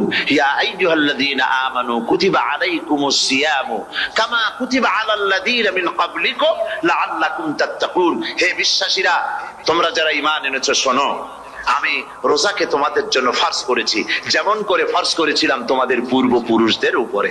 রোজা শুধু আমাদের উপরে ফরজ হয়েছে তা না, আমাদের আগে যারা যেসব নবীরা আসছিলেন তাদের উপর রোজা কি ছিল? ফরজ ছিল। সুতরাং এই রোজা তোমাদের উপরে ফরজ। এই জন্য লাআল্লাকুম তাত্তাকুন, যাতে করে তোমরা কি হতে পারো? পরেজগার হতে পারো। কি হতে পারো? পরেজগার, মুত্তাকি হতে পারো, আল্লাহকে ভয় করতে পারো।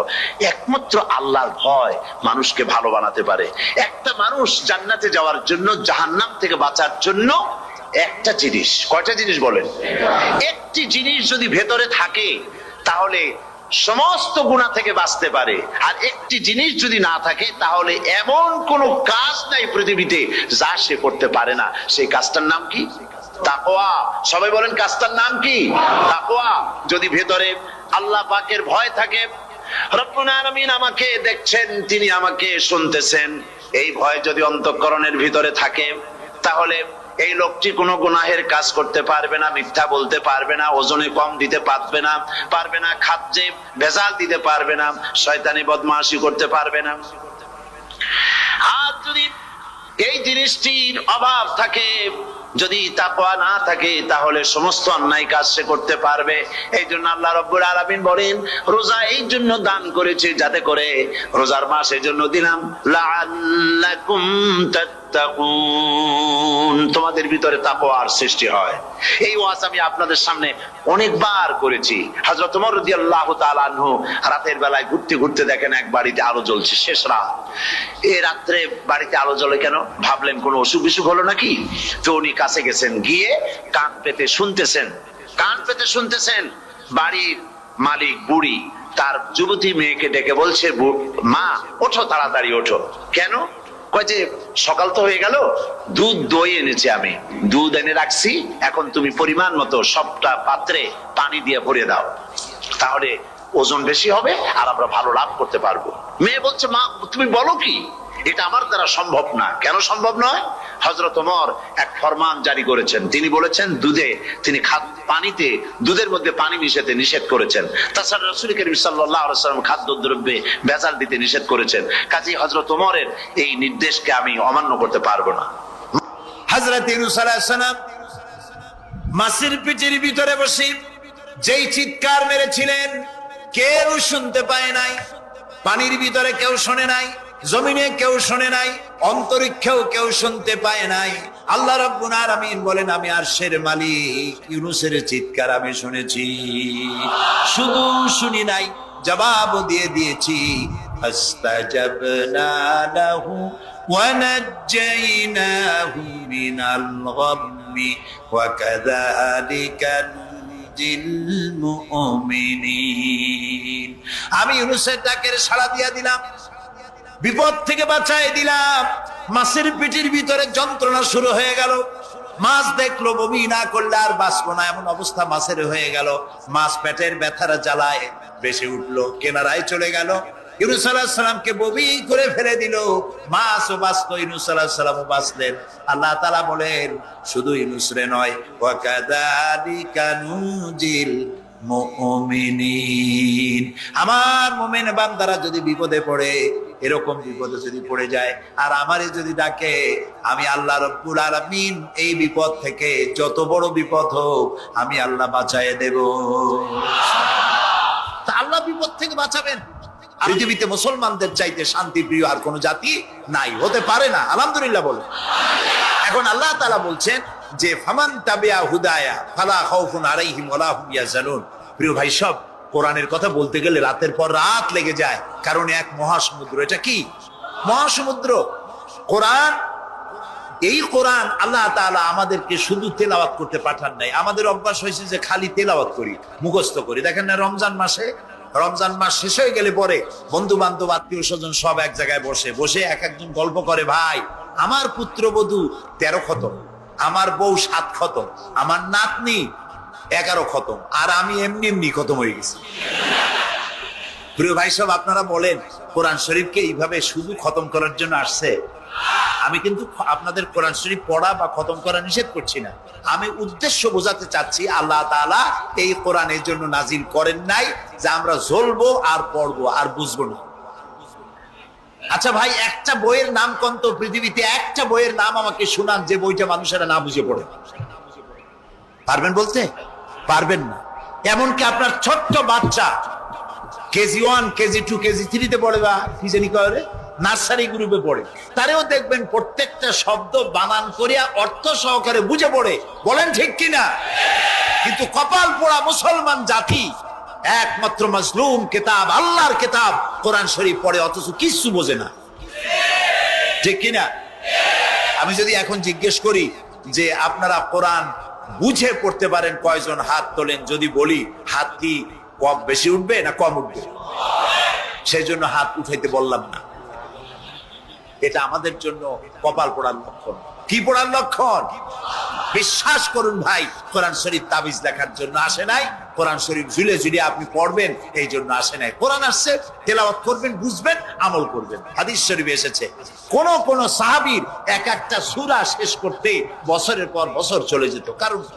কারণ হলো তারা এক একটি আয়াত পড়তেন, বুঝতেন, বাস্তব জীবনে আমল করতেন, আরেকটা আয়াত পড়তেন, বুঝতেন, আমল করতেন, তারপরে আবার আরেকটা পড়তেন, আমল করতেন। এভাবে করে সাহাবীরা কোরআন পড়তেন, বুঝতেন, আমল করতেন। ফলে এই সাহাবীরা যখন বিয়ে শাদী করতেন, সাহাবীরা যখন ব্যবসা বাণিজ্য করতেন, সাহাবীরা যখন কেনা বেচা করতেন, পারিবারিক জীবন যাপন করতেন, হাঁটাচলা করতেন, তখন মানুষেরা বুঝতে পারত, অনুভব করতে পারত যেন জীবন্ত কোরআন শরীফ চলাফেরা করছে।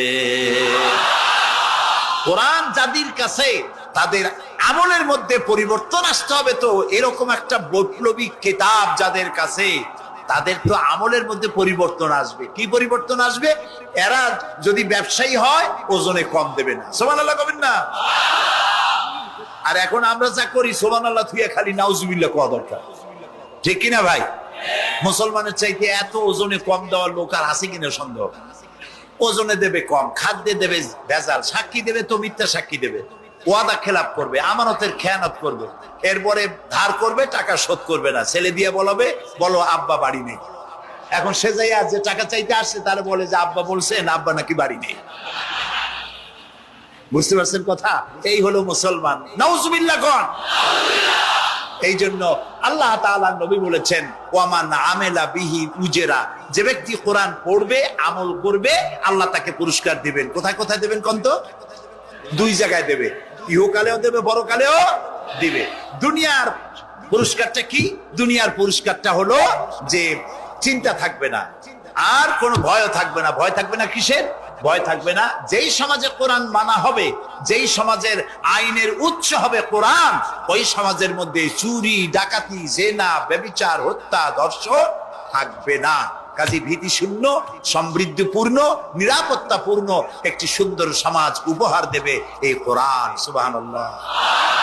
সেই কোরআন আমরা তাবিজ বানাইছি, এটারে গোলাইয়া, এই কোরআন শরীফের পাতা লিখিয়া, তারপরে কি জানি কয়, পানির মধ্যে দিয়ে গোলাইয়া এগুলি খাওয়া হয়, মাদুলির মধ্যে ঢুকাইয়া গলার মধ্যে ঝুলানো হয়। দেখেন এই বাংলাদেশে যেসব কোরআন শরীফ ছাপা হয়, এই সব কোরআন শরীফের দুরবস্থা। এটা আছে কিনা আমি জানি না, আলহামদুলিল্লাহ এটা নাই। কোন কোন কোরআন শরীফ যে বাংলাদেশে ছাপা হয়, সেগুলিতে লেখা থাকে সূরায়ে মায়েদার নকশা, সূরা ইউসুফের নকশা, সূরায়ে বনি ইসরাইলের নকশা। এই নকশা লিখা গলায় ঝুলাইলে পেটে পেটে ভালো হবে, ওই নকশা ঝুলাইলে মেয়ের বিয়ে হবে তাড়াতাড়ি, এই নকশা ঝুলাইলে যে মেয়েকে পছন্দ করো বিয়ে করতে পারবা তাড়াতাড়ি। নাউজুবিল্লাহ কর। নকশার মধ্যে আছে কি? নকশার ভিতরে আছে 1293, 1711, 513 হাবিজাবি কতগুলো নাম্বার দিয়া, তারপরে লাল কালি দিয়ে দাগ দিয়ে ধান্দাবাজি করা। এরপরে ওই ধান্দাবাজি তাবিজের কোনায় কোনায় লেখে ইয়া জিব্রাইলো, ইয়া মিকাইলো, ইয়া ইসরাফিলো, ইয়া আজরাইলো। উপরে লেখে ইয়া বদুহ, নিচে লেখে ইয়া বদুহ। আমি একজন তাবিজ লেখককে জিজ্ঞেস করলাম, ভাই ইয়া আজরাইলু ইয়া মিকাইলু তো বুঝলাম, ইয়া বদুহ কি? কয়েছে হুজুর আমি নিজেও বুঝি না বদুহ কি। এই হলো তাবিজ। এই তাবিজ লেখার জন্য আল্লাহ তাআলা কোরআন নাজিল করেন নাই। কথা কি বুঝে আসছে? তাবিজের জন্য আসে নাই, তদবিরের জন্য আসে নাই, শুধু পড়ব এজন্য আসে নাই। কোরআন এসেছে বোঝার জন্য, তেলাওয়াতের জন্য, বোঝার জন্য, কোরআন অনুযায়ী জীবন গড়ার জন্য। আল্লাহর নবী তাই বলেন, ওয়ামান আমেলা বিহি উজরা, কোরআন শরীফ যে পড়বে আর আমল করবে, দুনিয়ায় শান্তি দেওয়া হবে, আখিরাতেও পুরস্কৃত করা হবে। আখিরাতের পুরস্কারটা কি? নবীজি বলেছেন, মান কারাল কুরআনা ফাস্তাজহারাহু ফাহাল্লা হালালাহু ওয়া হাররামা হারামাহু আদখালাহুল্লাহুল জান্নাহ ওয়া শাফাআহু ফি আশরাতিন মিন আহলি বাইতিহি কুল্লুহুম কাদ ওয়াজাবাত লাহুন নার। সাদাকান নবী সাল্লাল্লাহু আলাইহি ওয়াসাল্লাম।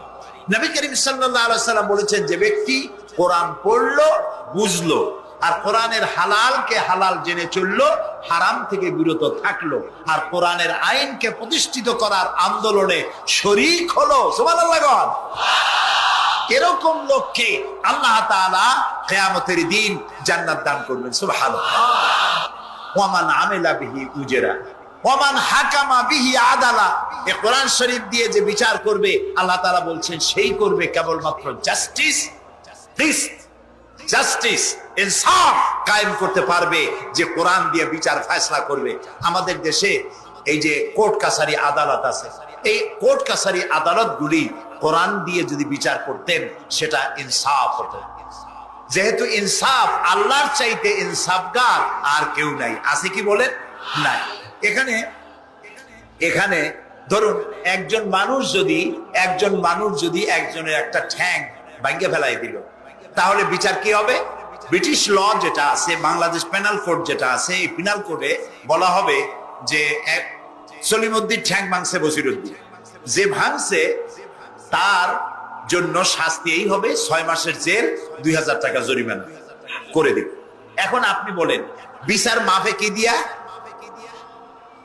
ইনসাফের প্রতীক কি? ইনসাফের প্রতীক দাড়িপাল্লা।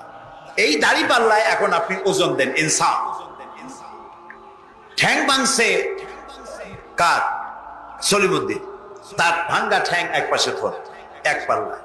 আর বসিরউদ্দিন ভাঙছে ঠ্যাং, সেই কারণে তার 2000 টাকা জরিমানা আর 6 মাসের জেল আর এক পাল্লায় রাখেন। এবার দাড়ি ধরে টান দেন, সমান হবে? যদি 50,000 টাকা জরিমানা হয় আর 6 বছরের জেল হয়, তাও কি সমান হবে? হবে না। সমান হবে কি হলে? সমান হবে ওই সলিমউদ্দিন ভাঙ্গা ঠ্যাং এক পাল্লায় যাও, আর যে ভাঙছে তার নাম কি? বসিরউদ্দিন। সলিমউদ্দিন কেউ যদি থাকেন রাগ করবেন না, আমি একটা দৃষ্টান্ত দিচ্ছি। এখন ওই বসিরউদ্দিন ভাঙ্গা তারও একটা ঠ্যাং ভাঙ্গিয়া যদি এই পাল্লায় রাখেন, এখন যদি টান দেন, তাহলে সমান হবে কিনা বলেন? এটা হচ্ছে কোরআন। এই কোরআন বলছে পায়ের বদলে পা, হাতের বদলে হাত, নাকের বদলে নাক, চোখের বদলে চোখ, জানের বদলে জান। সুবহানাল্লাহ। এটা ইনসাফ। এই ইনসাফ হচ্ছে কোরআনের দেওয়া ইনসাফ। সুতরাং আল্লাহ তাআলা নবী বলছেন ওমান হাকামা বিহি আদালা, যে ব্যক্তি এই কোরআন দিয়ে বিচার ফয়সালা করবে, যে ব্যক্তি, যে পরিবার, যে সমাজ, তারা ইনসাফ কায়েম করতে পারবে। যেহেতু আল্লাহর চাইতে ইনসাফগার পৃথিবীতে আর কেউ নাই, আকাশেও নাই, জমিনেও নাই। রাসূলুল্লাহ বলছেন ওয়ামান দা ইলাইহি হুদিয়া ইলা সিরাতিল মুস্তাকিম, যে ব্যক্তি কোরআনের দিকে মানুষকে দাওয়াত দেয়, সেই একটি সহজ সরল রাস্তার দিকে দাওয়াত দেয়, যে রাস্তার শুরু পৃথিবী থেকে আর রাস্তার শেষ জান্নাতুল ফেরদাউসে গিয়ে। সুবহানাল্লাহ। এটা হচ্ছে সেই কোরআন। বুঝতে না পারার কারণে আমরা বিপদে পড়েছি। প্রিয় ভাই সব, আপনারা আছেন কষ্টে, বসেছেন পানির মধ্যে, আছেন দাঁড়াইয়া, মাথার উপরে ছেঁড়া সামিয়ানা বিরক্ত করছে। আমি লম্বা করতে চাই না, অল্পের মধ্যে ছেড়ে দেই, যাতে করে আপনাদেরও সুবিধা হয়, কষ্ট না হয়।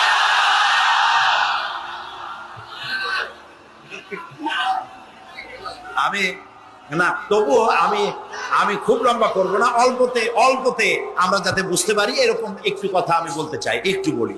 এবং সেইটাই বলবো যেটা আপনারা শুনতে চান, সেইটাই বলবো যেটা শুরু করেছিলেন আমাদের রফিকুল ইসলাম খান ভাই, মহানগরীর সেক্রেটারি জনাব রফিকুল ইসলাম খান।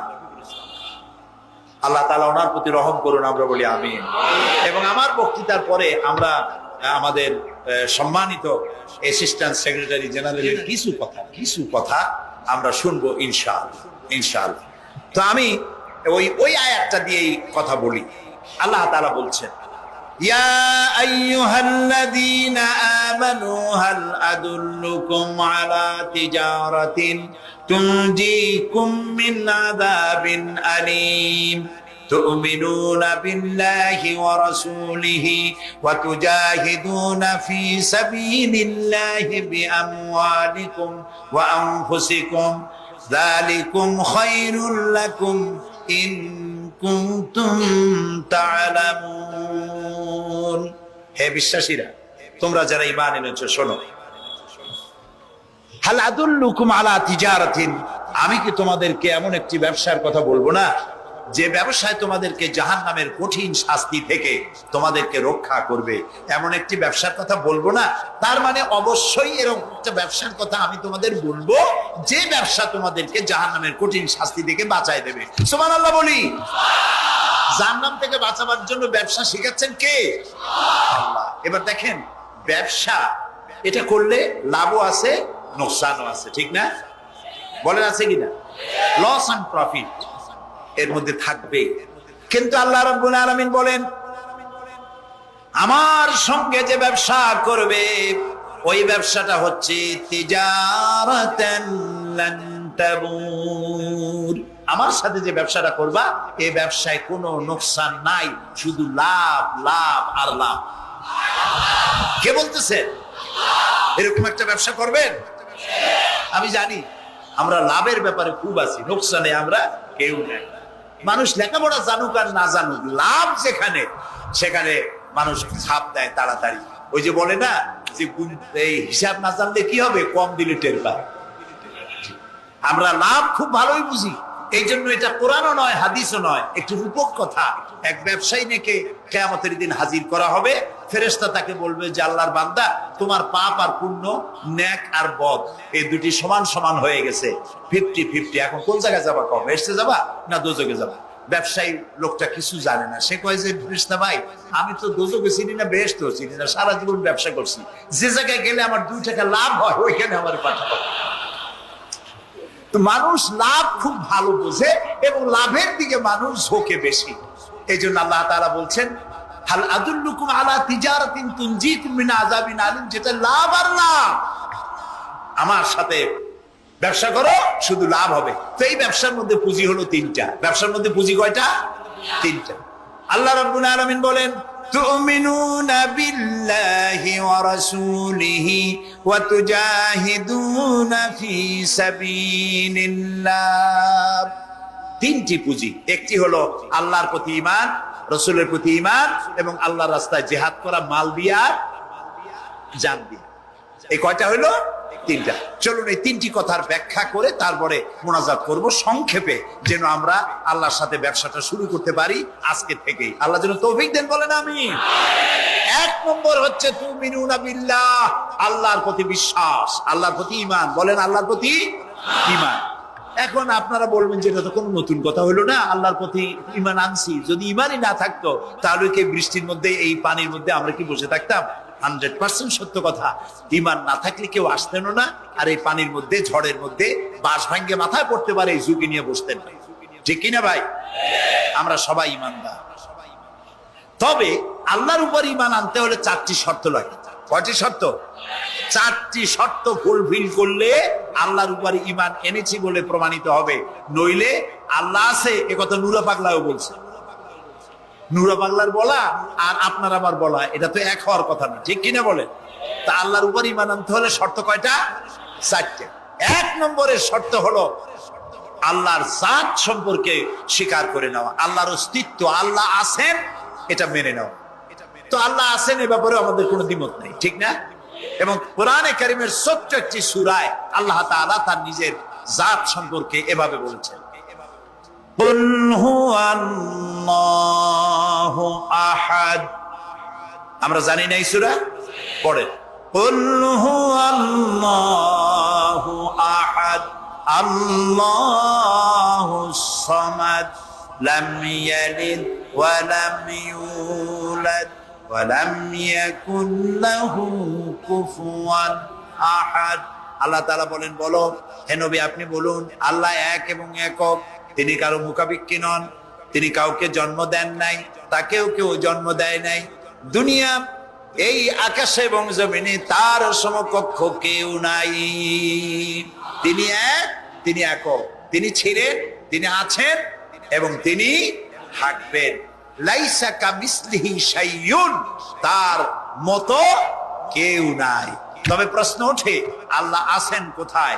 এরকম একটা প্রশ্ন করা যেতে পারে, আল্লাহ কোথায় আছে? বলতে পারবেন কোথায় আছে? এটি নিয়ে বিভ্রান্তি আছে মানুষের মধ্যে। কেউ বলেন আল্লাহ সদা সর্বত্র বিরাজিত, সব জায়গায় তিনি আছেন। এই কথাটি সত্য নয়। আল্লাহর যদি সব জায়গায় থাকা লাগে তাহলে পৃথিবীর মধ্যে ভালো জায়গাও আছে, খারাপ জায়গাও আছে। আছে না খারাপ জায়গা? আমি সেসব জায়গার নাম নিলাম না, আপনারা বুঝে নেন। তাহলে আল্লাহ সব জায়গায় থাকলে এই কথা যদি সত্য হয় তাহলে এটি অত্যন্ত বেয়াদবিমূলক কথা, এ কথা ঠিক না। আল্লাহ আছেন কোথায়? আল্লাহ নিজেই বলছেন তিনি কোথায় আছেন। কোরআনে কারীমে রব্বুল আলামিন তিনি কোথায় আছেন একথা তিনি নিজেই বলে দিয়েছেন, আর রাহমানু আলাল আরশিস তাওয়া। আল্লাহ তাআলা আরশের উপরে আছেন, সুবহানাল্লাহি ওয়া বিহামদিহি। এবং প্রত্যেক রাত্রে তিনি শেষ রাত্রে প্রথম আকাশে আসেন, নবী করিম সাল্লাল্লাহু আলাইহি সাল্লাম বলেছেন। প্রিয় ভাই সব, তো আল্লাহ তাআলা সদা সর্বত্র বিরাজমান, যে কথাটা বলা হয় এটা আক্ষরিক অর্থে ওরকম না, এটা ব্যাখ্যা সাপেক্ষে কথা।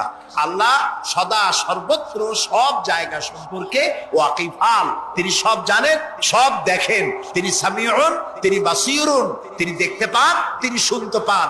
আপনার আমার দেখার মধ্যে কোনো বাধা, প্রাচীর, অবস্ট্রাকশন কিছু একটা থাকতেই পারে। আল্লাহর দেখার মধ্যে কোনো বাধা নাই।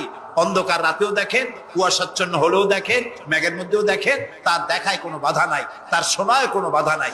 এমন কি মহাসাগরের অতল তলদেশী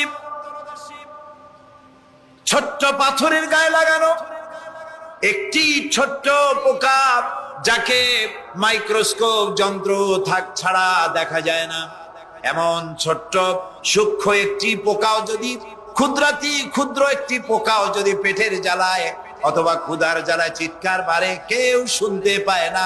আরশের মালিক আল্লাহ রব্বুল আলামিন তা শুনতে পান। এ হচ্ছে আল্লাহ, তিনি সব শুনতে পান, সব দেখতে পান। তার জাত সম্পর্কে স্বীকার করে নেওয়া, মেনে নেওয়া, তিনি আছেন, তার শক্তি সহকারে তাকে মানা। আমরা যে কোনো জিনিস বিশ্বাস করি তার শক্তি সহকারে বিশ্বাস করি। বাতাসকে বিশ্বাস করি, প্রচন্ড বেগে বয়ে গেলে আমাদের মাথার উপরে যা আছে ভাঙিয়ে চুরিয়ে সব শেষ করি ভালো, এভাবে বিশ্বাস করি। পানিকে বিশ্বাস করি, সে চুবায়ে মারতে পারে, ডুবায়ে মারতে পারে, পানি চুবানো ভিজানো এ শক্তি পানির আছে। আমরা আগুনকে বিশ্বাস করি, জ্বালিয়ে পড়িয়ে ছাই করে দিতে পারে, এভাবে আগুনের শক্তি সহকারে বিশ্বাস করি। সাপকে বিশ্বাস করি, বাঘকে বিশ্বাস করি, দংশন করলে, থাবা মারলে কাম সারা। কয়জনকে বিশ্বাস করি, খাইলে পরে মরে যেতে পারে, শক্তি সহকারে বিশ্বাস করি, ঠিক না? এখন আল্লাহরে বিশ্বাস করি, এই কথা শুধু বললেই হবে না, আল্লাহকে বিশ্বাস করতে হবে তার গুণ সহকারে। সেই জন্য 4টি শর্তের 1 নম্বর শর্ত হলো আল্লাহর অস্তিত্বকে মানা। 2 নম্বরের শর্ত হচ্ছে আল্লাহর গুণাবলীকে স্বীকার করা, মেনে নেওয়া। আল্লাহর গুণাবলী কি? কোরআন শরীফে আল্লাহর অনেকগুলি নাম আছে। আল্লাহ এ হচ্ছে ইসমে জাত। আল্লাহ এটা কি? ইসমে জাত, আসল নাম কি? আল্লাহ। বলেন সবাই আল্লাহ। ন কিন্তু আল্লাহ এটা অশুদ্ধ, বলার সময় মুখটা গোল হয়ে যাবে। আল্লাহ বলেন সবাই আল্লাহ। কি মধুর নাম, সুবহানাল্লাহ, সুবহানাল্লাহ। আল্লাহ নিজেই বলেছেন ওয়ালাহুল আসমাউল হুসনা, আল্লাহ রয়েছে সুন্দর সুন্দর নাম। 99টি নামের কথা কোরআনে কারিমে আল্লাহ তাআলা নিজেই বলেছেন, সুবহানাল্লাহ। এখন ওই নামগুলিকে বলা হয় সিফাতি নাম, অর্থাৎ গুণবাচক নাম। এই গুণ সহকারে তাকে স্বীকার করতে হবে। তিনি রাজ্জাক, খেতে দেওয়ার মালিক কে? আল্লাহ। তিনি রব, সৃষ্টি করেন। তিনি খালেক, তিনি স্রষ্টা। তিনি রব, তিনি প্রতিপালনকারী। তিনি রহমান, তিনি দয়ালু। তিনি রহিম, তিনি রহমান, তিনি দাতা। রহিম, তিনি দয়ালু। অর্থাৎ প্রত্যেকটা নামের এক একটা শব্দ অর্থ আছে, এবং সেই অর্থ সহকারে বিশ্বাস তো লাভ নাই। প্রিয় ভাই সব, ইব্রাহিম আলাইহিস সালামকে জিবরাইল বললেন আমার কাছে সাহায্য চাও। ইব্রাহিম আলাইহিস সালাম সাহায্য চাইছিলেন? বলেন চাইছিলেন? হযরত ইব্রাহিম বলেছেন, জিবরাইল আমি কেন সাহায্য চাইব তোমার কাছে? আমি তো এমন কোন অন্ধ আল্লাহর ইবাদত করি না যিনি তার নিজের চোখে তার গোলামের দুঃখ দুর্দশা দেখতে পান না। আল্লাহ কি দেখছেন না যে আমি বিপদে পড়ছি? আমি তোমার কাছে কেন সাহায্য চাইবো? আমি আগুনে পড়লে যদি আল্লাহ খুশি হন, তাহলে আমি তো এভাবে 1000 বার করতে রাজি আছি আবার আল্লাহকে খুশি করার জন্য। এটা হলো আল্লাহর প্রতি বিশ্বাস এবং আল্লাহর কাছে চাওয়া। চাইতে হবে কার কাছে? আমি বিপদে পড়ছি, বলবো কারে? আমি অশান্তিতে আছি, বলবো কারে? আমার অভাব আছে, বলবো কারে? সর্বাবস্থায় আল্লাহকে বলতে হবে। দেখুন আমাদের জাতির পিতা ইব্রাহিম আলাইহিস সালামের কথা কোরআন শরীফে আল্লাহ তাআলা বলে দিয়েছেন। তিনি কি বলেছেন? হযরত ইব্রাহিম বলেছেন, আল্লাযী হুয়া ইউতঈমুনি ওয়া ইয়াসকিন। আমি যখন ক্ষুধার্ত হই আল্লাহ আমারে খাওয়ান, আমি যখন তৃষ্ণার্ত হই আল্লাহ আমারে পান করান। ওয়া ইযা মারিতু ফাহুয়া ইয়াশফিন। আমি যখন অসুস্থ হই আল্লাহ আমারে রোগ মুক্ত করেন। সুবহানাল্লাহ। আইয়ুব আলাইহিস সালাম 18 বছর রোগ ভোগ করলেন, কষ্ট পাইলেন। তিনি সাহায্য কার কাছে চাইছিলেন? ইউনূস আলাইহিস সালামের মতো বিপদে এই পৃথিবীর কোন মানুষ এত বড় বিপদে পড়ে নাই। মাছে তারে গিলে ফেললো, পানির অতল তলদেশে মাছ চলে গেল, মাছের পেটে দরজা নাই, জানালা নাই, ভেন্টিলেটর নাই, মাথা গলাইয়া কোন রকম বাইর হবে এমন কোন পথ নাই, বাঁচার কোনো উপায় নাই। হযরত ইউনূস আলাইহিস সালাম যখন মাছের পেটের ভিতরে বিরাট বিপদে পড়ে গেলেন, হযরত ইউনূস আলাইহিস সালাম সাহায্য কার কাছে চেয়েছিলেন বলুন?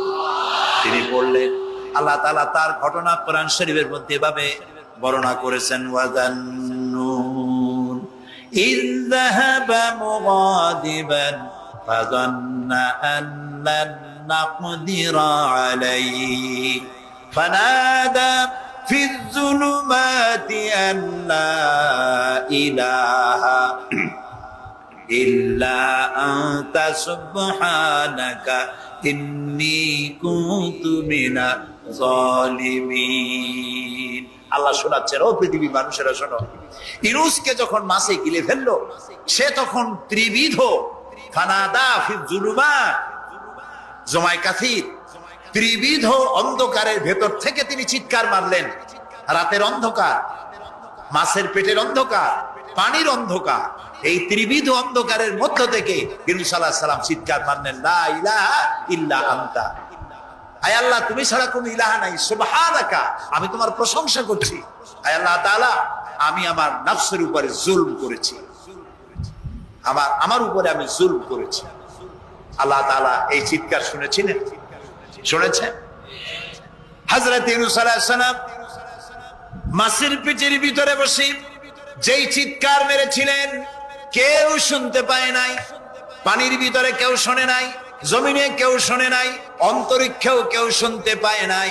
আল্লাহ রাব্বুল আলামিন বলেন, আমি আরশের মালিক ইউনূসের চিৎকার আমি শুনেছি, শুধু শুনি নাই, জবাবও দিয়ে দিয়েছি। আস্তাজাবনা লাহু ওয়া নাজ্জাইনাহু মিনাল গাম্মি ওয়া কাযালিকা নুনজিল মুমিনিন। আমি ইউনূসের ডাকের সাড়া দিয়া দিলাম, বিপদ থেকে বাঁচায় দিলাম। মাছের পেটের ভিতরে যন্ত্রণা শুরু হয়ে গেল, মাছ দেখলো বমি না করলে আর বাঁচবো না এমন অবস্থা মাছের হয়ে গেল। মাছ পেটের ব্যথার জ্বালায় বেশি উঠলো, কেনারায় চলে গেল, ইউনূস আলাইহিস সালামকে বমি করে ফেলে দিল। মাছও বাঁচলো, ইউনূস আলাইহিস সালামও বাঁচলেন। আল্লাহ তাআলা বলেন, শুধু ইউনূস রে নয়, ওয়া কাযালিকা নুনজিল মুমিনিন, আমার মুমিন বান্দারা যদি বিপদে পড়ে, এরকম বিপদে যদি পড়ে যায় আর আমারে যদি ডাকে, আমি আল্লাহ রাব্বুল আলামিন এই বিপদ থেকে যত বড় বিপদ হোক আমি আল্লাহ বাঁচায়ে দেব। তা আল্লাহ বিপদ থেকে বাঁচাবেন, আর আমি মুসলমান বিপদে পড়েছি, মাজারে গিয়া চাইলাম, নাউযুবিল্লাহ। বিশ্বাস করুন ভাই, বিশ্বাস করুন, কবরের ভিতরে যিনি শুয়ে আছেন, যত বড় পীর হোক, যত বড় খাজা বাবা হোক, আপনাকে সাহায্য তিনি করতে পারবেন না, পারবেন না, পারবেন না। একটু কমন সেন্সের কাছে অ্যাপিল করি, সাধারণ বিবেকের কাছে। আপনি যারা, এই যে দেখুন হযরত শাহজালাল রাহমাতুল্লাহ আলাইহি সিলেটে শুয়ে আছেন, বলুন তো তার মাতৃভাষা কি? আরবি। তিনি ইয়েমেন থেকে এসেছেন। বাগেরহাটে শুয়ে আছেন হযরতে খান জাহান আলী রাহমাতুল্লাহ আলাইহি, তার মাতৃভাষা ছিল আরবি। হযরতে খাজা মঈনুদ্দিন চিশতি রাহমাতুল্লাহ আলাইহি শুয়ে আছেন আজমিরে, তার মাতৃভাষা আরবি। আমরা বাংলাদেশ থেকে, এই দেশ থেকে কোন লোক গেল সিলেটে, গেল বাগেরহাটে অথবা বাগদাদে চলে গেল, এইসব বড় বড় আল্লাহর ওলিদের মাজারে গিয়ে বাংলা ভাষায় বলল, বাবা আমি তো বিপদে পড়ে আসছি, নির্বাচনে দাঁড়াইছি, আমি যেন জিততে পারি। অথবা দেখেন না, মাজার দিয়ে শুরু করে সবাই। অথবা যাই বললো যে আমার বিয়ে করেছি 15 বছর, বাচ্চা হয় না, আমার একটা বাচ্চা। অথবা মামলায় পড়েছি, আমার একটু জিতে, এত ব্যবসা করি, এত টাকা লস দিতে দিতে শেষ হয়ে গেছি। বাবা আপনি বললেন কোন ভাষায়? শাহজালাল খুব বুঝলেন, বড় পীর সাহেব খুব বুঝছেন।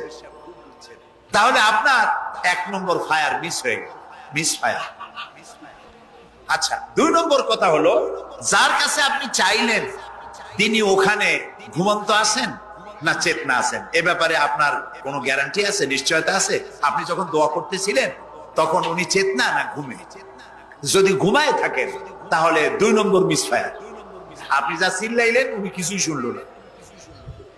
3 নম্বরে, কবরে যে শাহজালাল রহমতুল্লাহ আলাইহি অথবা মঈনুদ্দিন চিশতি রহমতুল্লাহ আলাইহি, আল্লাহর ওলিরা, যত বড় বড় ওলি আল্লাহ আছেন, যার কাছে আপনি বিশ্বাস করেন ওলি হিসেবে, উনি যে কবরে আছেন তার নিশ্চয়তা কোথায়? কবরে তো নাও থাকতে পারে, কারণ আল্লাহ তাআলার 2টা জায়গা আছে করা। বিদেহী আত্মা, এই দেহ থেকে আত্মা যখন সরে যায়, আল্লাহ যখন নিয়ে যান, দেহটার তো কোনো দাম নাই, এটা হচ্ছে নশ্বর, আত্মা হচ্ছে অবিনশ্বর। এই দেহটা মাটির সাথে পচে যাবে, গলে যাবে, কোরআন শরীফে বহুবার বলা হয়েছে। তো আল্লাহ তাআলার 2টা মেহমানখানা আছে, একটা হলো সিজ্জিন, আর একটা নাম বলেন ইল্লিন। 2টা মেহমানখানা। যেমন এই পৃথিবীতেও মেহমানখানা 2 রকম হয়। সরকারের 2 রকম মেহমানখানা। চোর, ডাকাত, খুনি, বদমাশ এগুলি যদি গ্রেফতার হয় তাহলে ওরা খাবে কি? ওদের তো শ্বশুর বাড়ি দিয়ে অথবা বাপের বাড়ি দিয়ে ভাত খাবার দেওয়া হবে না, গভর্নমেন্টের মেহমান হয়ে গেছে। কাজী এদের জন্য মেহমানখানা গভর্নমেন্টের একটা আছে, সরকারি মেহমানখানা। ওইটা কোনটা কোন তো? ও, তাও আপনারা চেনেন। আরেকটা মেহমানখানা হচ্ছে ভিআইপিদের জন্য, যারা ভেরি ইম্পর্টেন্ট পার্সন অথবা ভেরি ভেরি ইম্পর্টেন্ট পার্সন, তাদের জন্য, অর্থাৎ প্রেসিডেন্ট, প্রধানমন্ত্রী, মন্ত্রী, এমপি, সচিব, ওনারা যখন বাংলাদেশের কোনো জায়গায় বেড়াতে যান তখন সরকারি মেহমানখানা ওনাদের জন্য থাকে। ওইটার নাম কি? সার্কিট হাউস, ডাক বাংলা ইত্যাদি, রেস্ট হাউস, এগুলি তার জন্য থাকে। তো পৃথিবীর মানুষের জন্য শ্রেণীভেদে যদি এ ধরনের মেহমানখানা থাকে, তো যারা নাকি দুনিয়া থেকে মারা যাবে ওদের জন্য আল্লাহর মেহমানখানা থাকতে নাই? আছে, এবং সেটা আগেই বলেছি। যারা জাহান্নামে যাবে ওদেরকে রাখা হবে সিজ্জিন নামক একটা মেহমানখানা আছে, ওখানে তারা থাকবে। আর যাদেরকে আল্লাহ জান্নাতি নিবেন, তো বিচারের আগে তো জান্নাতি নিবেন না, তাদেরকে ইল্লিন নামক সার্কিট হাউস জাতীয়, এই জাতীয় একটা ভালো জায়গায় আল্লাহ তাআলা তাদের রাখবেন। তাহলে আপনি যে কবরের কাছে যায় চাইলেন, হয় ঘুমায় আছে, আপনার ভাষা বুঝলো না, আর কবরে থাকলেও ঘুমে আছে নাকি তাও আপনি জানেন না, আর কবরে নাই এটাও হতে পারে যে আল্লাহ তাআলা অন্য কোথাও তাকে নিয়ে রেখেছেন। কাজেই 3টা জিনিসই, আপনার পথের ভাড়া নষ্ট, পরিশ্রম নষ্ট, আর 3টা ফায়ার করছিলেন, 3টা ফায়ার মিস হয়ে গেল। তাহলে হবে এমন সত্তার কাছে, কোন পীর নয়, বুজুর্গ নয়, খাজা বাবা নয়, চাইতে হবে এমন সত্তার কাছে যিনি কখনো ঘুমান না, যিনি বাংলাও বোঝেন, ইংরেজিও বোঝেন, আরবিও বোঝে, উর্দুও বোঝে, সকল ভাষা যিনি সৃষ্টি করেছেন। সেরকম কেউ কি আছেন? আছেন? কি নাম তা? এক আঙ্গুল আকাশের দিকে উঁচু করে বলেন, নাম কি? আরো জোরে বলেন, আবারও বলেন, সুবহানাল্লাহ, আলহামদুলিল্লাহ। এই জন্য নবী করিম সাল্লাল্লাহু আলাইহি ওয়াসাল্লাম বলছেন, ওয়াইজা সাআলতা ফাসআলিল্লাহ, কিছু বলতে হলে আল্লাহরে বলো। ওয়াইজা ইসতাআনতা, সুয়াল করলে আল্লাহরে বলো। ওয়াইজা ইসতাআনতা ফাসতাইন বিল্লাহ, আর যদি সাহায্যের প্রয়োজন হয় কোনো ব্যাপারে, যে কোনো ব্যাপারে সাহায্যের প্রয়োজন, আল্লাহর কাছে চাও। আমাদের অবস্থা হলো এই যে ইমাম তো দুর্বল, বিপদে পড়লেই দৌড় দেয় মাজারের দিকে। মুসলমানের সম্পর্ক মাজারের সাথে হবে না, সম্পর্ক হবে মসজিদের সাথে। আল্লাহর নবী যখনই বিপদে পড়তেন, মুসিবতে পড়ে যেতেন, সঙ্গে সঙ্গে উজু করে মসজিদে নববীর ভিতরে প্রবেশ করতেন, 2 রাকাত কাজায়ে হাজাতের নামাজ পড়তেন, আল্লাহর দরবারে হাত তুলতেন, চোখের পানি ছেড়ে দিতেন, আল্লাহ রাব্বুল আলামিনের দরবারে মোনাজাত কবুল হয়ে যেত।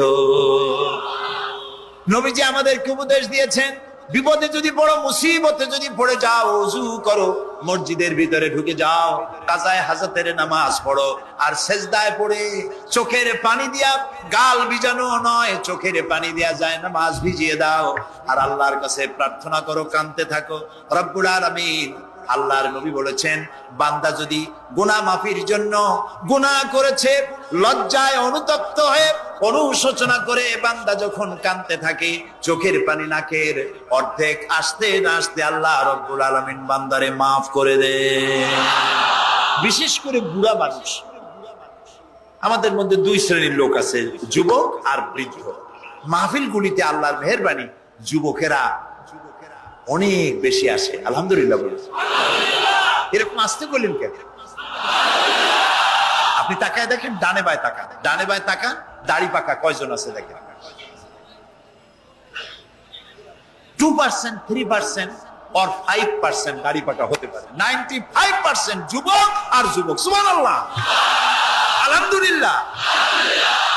বামপন্থীদের এখানেই কষ্ট, এখানেই কষ্ট। তারা চিন্তা করে এত কষ্ট করিয়া পয়সা করি দিয়া তারপরে কর্মী বানাইলাম, একটা মাহফিলে গিয়া কি একটা সমাবেশ দেখলো, মাহফিলে গেল, আমাদের পুকুরের জিয়ানো মাছগুলি সব ইসলামের পুকুরে চলে গেল। এটা তাদের জন্য হেভি লস। তা আসলে ওরা ধরে রাখতে পারবে না, ঠেকাইতে পারবে না। গায়ে তো মুসলমানের রক্ত, রক্ত কার? এসব যুবকেরা একটা মুসলিম মায়ের পেটে জন্মগ্রহণ করেছে, একটা মুসলিম পিতার জন্মে আসছে। আর রাসূলুল্লাহ যুবকদের ব্যাপারে যে কত কথা বলেছেন, সুবহানাল্লাহ বলো আগে। রাসূলুল্লাহ বলেছেন কিয়ামতের দিন আল্লাহর আরশের ছায়া ছাড়া কোনো ছায়া থাকবে না, প্রচন্ড রৌদ্র হবে, জমিনটা তামার মতো হয়ে যাবে। ইন্না লিল্লাহি ওয়া ইন্না ইলাইহি রাজিউন। সেই জায়গায় আরশের নিচে 7 শ্রেণীর লোকদেরকে আল্লাহ তাআলা জায়গা দেবেন। কয় শ্রেণী? ওর মধ্যে এক শ্রেণী হচ্ছে শাবুন নাশা ফি ইবাদাতিল্লাহ, ওই সব যুবক যারা রাত কাটিয়েছে আল্লাহর ইবাদতের মধ্য দিয়ে। সুবহানাল্লাহ। যুবকদের ইবাদতে আল্লাহ তাআলা বেশি খুশি হন, বেশি খুশি হন। কারণ হলো এই যে মসজিদের ইমাম সাহেব অথবা প্রাইমারি স্কুলের মাস্টার যদি বলে যে আমি ঘুষ খাই না, এই কথার কোনো দাম আছে? আপনি প্রাইমারি স্কুলের মাস্টার, আপনি মসজিদের ইমাম, আপনার ঘুষ দেবে কেনা? ঘুষ খাইনি বললে তো হবে না। কোন মন্ত্রী যদি বলে, এসপি যদি বলে, দারোগা যদি বলে ঘুষ খাই না, 1000 বার দাম আছে, ঠিক না ভাই? এখন একজন বুড়া যদি বলে যে প্রত্যেক রাত্রে আমি তাহাজ্জুদ করি, আপনি তো পড়বেনই কাজে, কারণ আপনার তো ঘুম আসে না। কাশিতে এমন পাওয়া পাইছে, চোরবাড়ির কাছে আসতে পারে রাতের বেলায়, খালি জব্বের কাছে। আর যুবকের তো তামাম দুনিয়ার ঘুম আইসে ঠাইসে ধরে। সেই যুবক সে যদি এই ঘুমকে দুহাতে ঠেলে দিয়ে যদি মধ্যরাতের পরে রাতের 2/3 পরে যদি নামাজে দাঁড়ায় যায়, আল্লাহ রাব্বুল আলামিন খুশি হয়ে যান। সুবহানাল্লাহ বলো। এই যুবকদের সম্পর্কে রাসূলুল্লাহ কি সুন্দর কথা বলেছেন। রাসূলুল্লাহ বলেছেন উসিকুম বিশ-শাবাবে খায়রা ফাইন্নাহুম আরাক্কু আফইদা লাকাদ বাসানি আল্লাহু বিল হানিফিয়্যাতি সামহা ফাখালাফানি আশ-শুয়ুখ ওয়া হালাফানি আশ-শাবাব। সাদাকান নবী সাল্লাল্লাহু আলাইহি ওয়াসাল্লাম। নবী করিম সাল্লাল্লাহু আলাইহি ওয়াসাল্লাম বলেছেন, আমি তোমাদেরকে উপদেশ দিচ্ছি, তোমরা যুবকদের ব্যাপারে কল্যাণকামী হবে। সুবহানাল্লাহ বলেন। কারণ যুবকদের দিল নরম, আর আল্লাহ তাআলা আমাকে এই পৃথিবীতে উদারতা সহকারে দিন প্রতিষ্ঠার কাজে আমাকে পাঠিয়েছেন। আর এই পৃথিবীতে আমার আল্লাহর দেওয়া ইসলাম প্রতিষ্ঠা করার কাজে আমার বিরোধিতা করেছে বুড়োরা, আর সহযোগিতা করেছে যুবকেরা। দেখেন না রাসূলুল্লাহর সাথে বিরোধিতা কারা করলো? তাদের বয়স কত? আবু জাহেল, আবু লাহাব, উতবা, সাইবা, মুগিরা, ওলীদ, আবু সুফিয়ান, কুষ্টি সুদ্দা, সকলের বয়স ছিল 40-এর ওপরে। আর যারা ঈমান আনলো সর্বপ্রথম, তাদের বয়সগুলি রাসূলুল্লাহকে যারা সাহায্য করলেন, হযরতে জুবাইর ইবনুল আওয়াম, আব্দুর রহমান বিন আওফ ইসলাম কবুল করলেন, বয়স তখন 17 বছর। হযরতে আবু বকর ইসলাম কবুল করলেন, বয়স তখন 37 বছর। হযরত ওমর রাদিয়াল্লাহু তাআলা ইসলাম কবুল করলেন, বয়স তখন 26 বছর। হযরত আলী যখন ইসলাম কবুল করেছেন, বয়স তখন মাত্র 8.5 বছর। সব তরুণেরা, যুবকেরা ইসলামের জন্য রক্ত দিয়েছে, যুবকদের রক্তের উপর ইসলাম প্রতিষ্ঠিত হয়েছে। সুবহানাল্লাহ। সেই জন্য এই যৌবনকালে ইবাদতের মূল্য সর্বাধিক। আর বুড়োরাও যখন আল্লাহর দরবারে হাত তোলে, যারা বুড়ো আছেন, আমার বয়সে যারা এসে গেছেন বা আমার থেকে যাদের বয়স বেশি, আপনারা অসন্তুষ্ট হচ্ছেন না তো যে যুবকদের এত কইলাম আর আমরা কিছু পাইলাম না, এরকম বলবেন নাকি? এক বুড়ি এসে রাসূলুল্লাহকে বলছিলেন যে রাসূল আমার জন্য দোয়া করেন, আমি যেন জান্নাতে যাইতে পারি। রাসূলুল্লাহ বলছেন বুড়ি তো জান্নাতে যাবে না, বুড়ি জান্নাতে যাবে না, বুড়ি তো কান্দে শেষ। রাসূলুল্লাহ বলতেছেন জান্নাতে যাবে না, রাসূলুল্লাহ বলছেন বুড়ি কাঁদো না, তুমি যখন জান্নাতে যাবা একেবারে যুবতী হয়ে যাবে, তখন তুমি বুড়ি থাকবে না। সুবহানাল্লাহ। সুতরাং বুড়ো মানুষের মন খারাপ করার কারণ নাই, ওই যৌবন কালটা আমরা সবাই পার করে এসেছি। সুবহানাল্লাহ। সেটা যদি ভালো কাজে করে থাকি আল্লাহর কাছে পুরস্কার পাবো, আর যদি অন্যায় করে থাকি সেজন্য আল্লাহর কাছে বিনীতভাবে ক্ষমা চাই। আল্লাহ আমাদের মাফ করুন, বলি আমিন। সবাই বলি আমিন। যুবক ভাইয়েরা আর বৃদ্ধদেরকে এখন আরেকটি কথা বলতে চাই, সেটা হলো বুড়োরা যদি আল্লাহর কাছে যখন হাত তোলে, আল্লাহ তাআলা বলেছেন, এ রাসূল ইসলামের মধ্যে থেকে যে চুল দাড়ি পাকাইছে, ইসলামের মধ্যে থেকে দাড়ি চুল পাকায় ফেলেছে। এই অবস্থায় আমার কাছে যদি হাত তোলে আর কানতে থাকে, এই বুড়োটারে আমি খালি হাতে ফেরত দিতে আমার শরম করে। আমি কেমনে বুড়োটারে খালি হাতে ফিরাই? একবার হযরত ওমর রাদিয়াল্লাহু তাআলা নবী করিম সাল্লাল্লাহু আলাইহি ওয়াসাল্লামের ঘরে প্রবেশ করে দেখছেন তিনি কাঁদছেন। হযরত ওমর জিজ্ঞেস করলেন, ইয়া রাসূলুল্লাহ, আপনি কাঁদছেন কেন? তিনি বললেন, এইমাত্র জিবরিল এসেছিল, জিবরিল এসে আমারে বলে গেল যে আপনার উম্মতের মধ্যে যেই সব লোক ইসলামের মধ্যে থেকে দাড়ি চুল পাকিয়েছে, কিয়ামতের দিন আল্লাহ তাআলা ওই সব বুড়া বুড়িদেরকে শাস্তি দিতে লজ্জাবোধ করবেন। হযরত ওমর বলেন, ইয়া রাসূলুল্লাহ, এ তো আপনার উম্মতের জন্য শুভ সংবাদ, আপনি কাঁদেন কেন? আল্লাহর নবী বলেন, হে ওমর, আমার কান্নার কারণ ভিন্ন।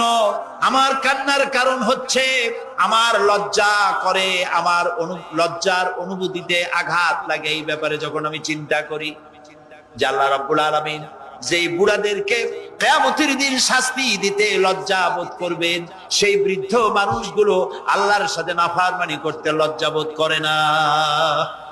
এই জন্য এই দুঃখে এই লজ্জা আমি কাঁদি। বয়সের একটা সীমা থাকা উচিত যে আপনি কোন পর্যন্ত পাপ করবেন। বুড়া হয়ে গেছে, তারপরে মদ খায়, তারপরে জেনা, ব্যভিচার, শয়তানি, বদমাশি, এগুলি কি? দাড়ি চুল পাকা এগুলি কি? এগুলি আগে পাকতো না কারো। পৃথিবীতে সর্বপ্রথম দাড়ি আর চুল পেকেছে হযরত ইব্রাহিম আলাইহিস সালামের। এর আগে কারো দাড়ি চুল পাকে নাই। ইব্রাহিম আলাইহিস সালাম প্রশ্ন করলেন আল্লাহর কাছে যে আল্লাহ তাআলা, এটা কি হলো আমার? আল্লাহ তাআলা বললেন, এটা হচ্ছে ওয়াকার, এটা মর্যাদা, তোমার সম্মানকে বাড়িয়ে দেওয়া হলো। তো দাড়ি চুল পাকলে সম্মান বাড়ে।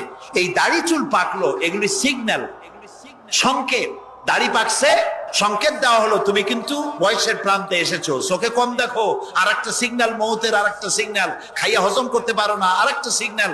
তুমি ঘুমাইতে পারো না, রাতের বেলা ঘুম আসে না, আর একটা সিগন্যাল। দাঁড়াতে পারো না, কোমর ব্যথা করে, আর একটা সিগন্যাল।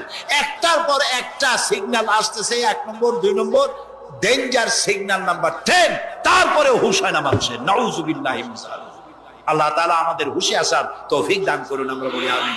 প্রিয় ভাই সব, খুব লম্বা করা যাবে না। 2 নম্বরে বলছিলাম আল্লাহর গুণাবলীর উপরে বিশ্বাস। 3 নম্বরে আল্লাহর কুদরত, আল্লাহর ক্ষমতায় বিশ্বাস। আল্লাহরে বিশ্বাস করি, এই কথার দাম নাই। দাম হবে 4টা শর্ত পূরণ করলে। কয়টা শর্ত? 3 নম্বরে আল্লাহর ক্ষমতা। 3 নম্বরে কি? আল্লাহর ক্ষমতা কি?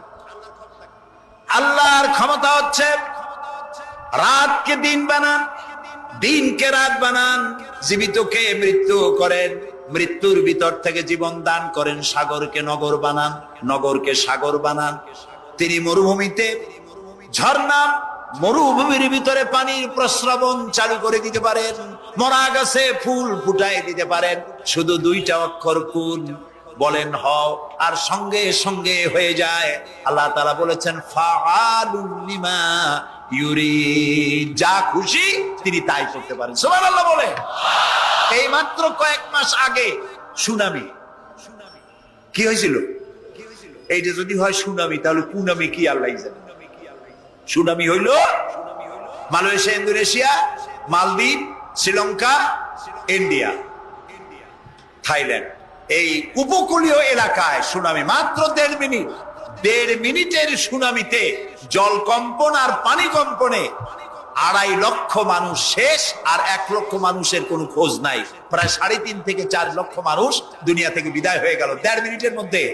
আর সমুদ্রের পানি 33 থেকে 35 ফিট উঁচু হয়ে পানি এসে নগর, গাড়ি বাড়ি ভেঙে চুরে পাতার মতো, শুষ্ক পাতার মতো সব উড়িয়ে ভাসিয়ে শেষ করে দিল। সুবহানাল্লাহ। আবহাওয়াবিদরা বলেছেন, বিজ্ঞানীরা বলেছেন, এটা নাকি কি বলে, ভারত মহাসাগরের অতল তলদেশে যেখানে মাটি, ওই মাটিরও কয়েক কিলোমিটার নিচে ফাটল ধরেছে। সেই ফাটল ধরে কি দিকে করিয়া জমিনে কম্পন লাগলো, পানিতেও কম্পন লাগলো। আমাদের এই যে ঢাকায় সকালবেলায় যারা মর্নিং ওয়াক যারা করেন, রমনা লেকের পাশ দিয়ে হাঁটতেছে, হঠাৎ পিছনে পানি মারছে, দেখে যে সকলের পিছনে পানি মারে কি, তাকায় দেখে রমনা লেকের পানি উথাল পাথাল হয়ে গেছে। ভূত না জেন জুতা মুতা ফালাই ধুয়ে দিছে দৌড়।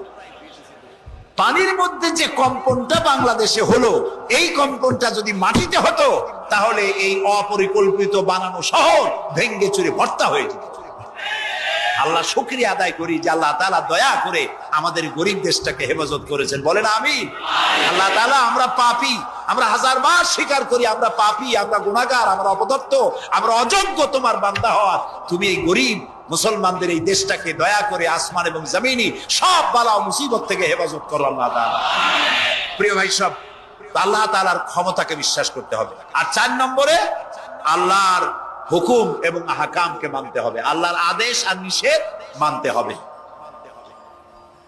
তা না হলে মুসলমান হওয়া যাবে। যা যা আদেশ করেছে, যদি প্রশ্ন করা হয় মুসলমান কারে বলে, তাহলে আমি এক লাইনে বুঝাই দিই মুসলমান কারে বলে। ব্যাখ্যা দেওয়া যাবে সারা রাত, কিন্তু ব্যাখ্যা দেওয়ার জরুরত নাই, এক লাইনে বুঝাই দিই মুসলমান কারে বলে। মুসলমান সেই ব্যক্তি এই কোরআনের মধ্যে আল্লাহ যা যা আদেশ করেছেন সব মানে, আর যা যা নিষেধ করেছেন তার থেকে বিরত থাকে। রাসূলুল্লাহ যা যা আদেশ করেছেন তা মানে, যা যা নিষেধ করেছেন তার থেকে বিরত থাকে। যে ব্যক্তি এটা করে তার নাম মুসলমান। বুঝে আসছে? তার নাম কি? মুসলমান। এই যে কি বলে, আমেরিকায় গত জুমার দিন এক মহিলা ইমামতি করলো মসজিদে, একজন কইলো সুবহানাল্লাহ। এটা সুবহানাল্লাহ কোন কথা? নাউজুবিল্লাহ বলে। কোন জায়গায় কি দোয়া পড়া লাগবে তাও একটু জানিয়ে শুনিয়া তারপরে সেগুলি বলা দরকার। প্রিয় ভাই সব, মহিলারা ইমামতি করতে পারে না, জায়েজ নাই, বিধান নাই। কোরআন হচ্ছে কমপ্লিট, নতুন করে কোনো কথা বান্দার জন্য বলার কোনো দরকার নাই, সব আল্লাহ বলে দিয়েছেন। সুবহানাল্লাহ। আল্লাহ তাআলা এই কোরআনের মধ্যে বলেছেন, আল ইয়াউমা আকমালতু লাকুম দীনাকুম ওয়া আতমামতু আলাইকুম নি'মাতি ওয়া রাদিতু লাকুমুল ইসলাম দীনা। আমি আজ এই ইসলামকে একটি পূর্ণাঙ্গ জীবন ব্যবস্থা হিসেবে কমপ্লিট করে দিলাম এবং এটার উপরে আমি সন্তুষ্ট হলাম। কে বলেছেন? আল্লাহ তাআলা বলেছেন কমপ্লিট, নতুন করে কিছু করার দরকার নেই। আমাকে একজন জিজ্ঞেস করলো যে মেয়ে লোকের পিছনে নামাজ যে পড়া, মেয়ে লোক যে ইমামতি করতে পারবে না, এটা কোরআন শরীফের কোন আয়াতে আছে এবং হাদিসের কোন হাদিসে আছে যে মেয়ে লোক ইমামতি করতে পারবে না? তা আমি বললাম যে আগে আমার এই কথার জবাব দেন, আপনারটা জবাব পরে দিই। আমার কথার জবাব আগে দেন। মাগরিবের নামাজ কয় রাকাত পড়ি ফরজ? 3 রাকাত। 4 রাকাত পড়া যাবে না, এটা কোরআন শরীফের কোন আয়াতে আছে, কোন হাদিসে আছে? ফজরের নামাজ ফরজ কয় রাকাত? 3 রাকাত পড়া যাবে না, অথবা 4 রাকাতও পড়া যাবে না, এটা কোন হাদিসে আছে, কোন আয়াতে আছে? কয় যে কোনো জায়গায় নেই। তাই বললাম উঠাও, কোনো জায়গায় নেই।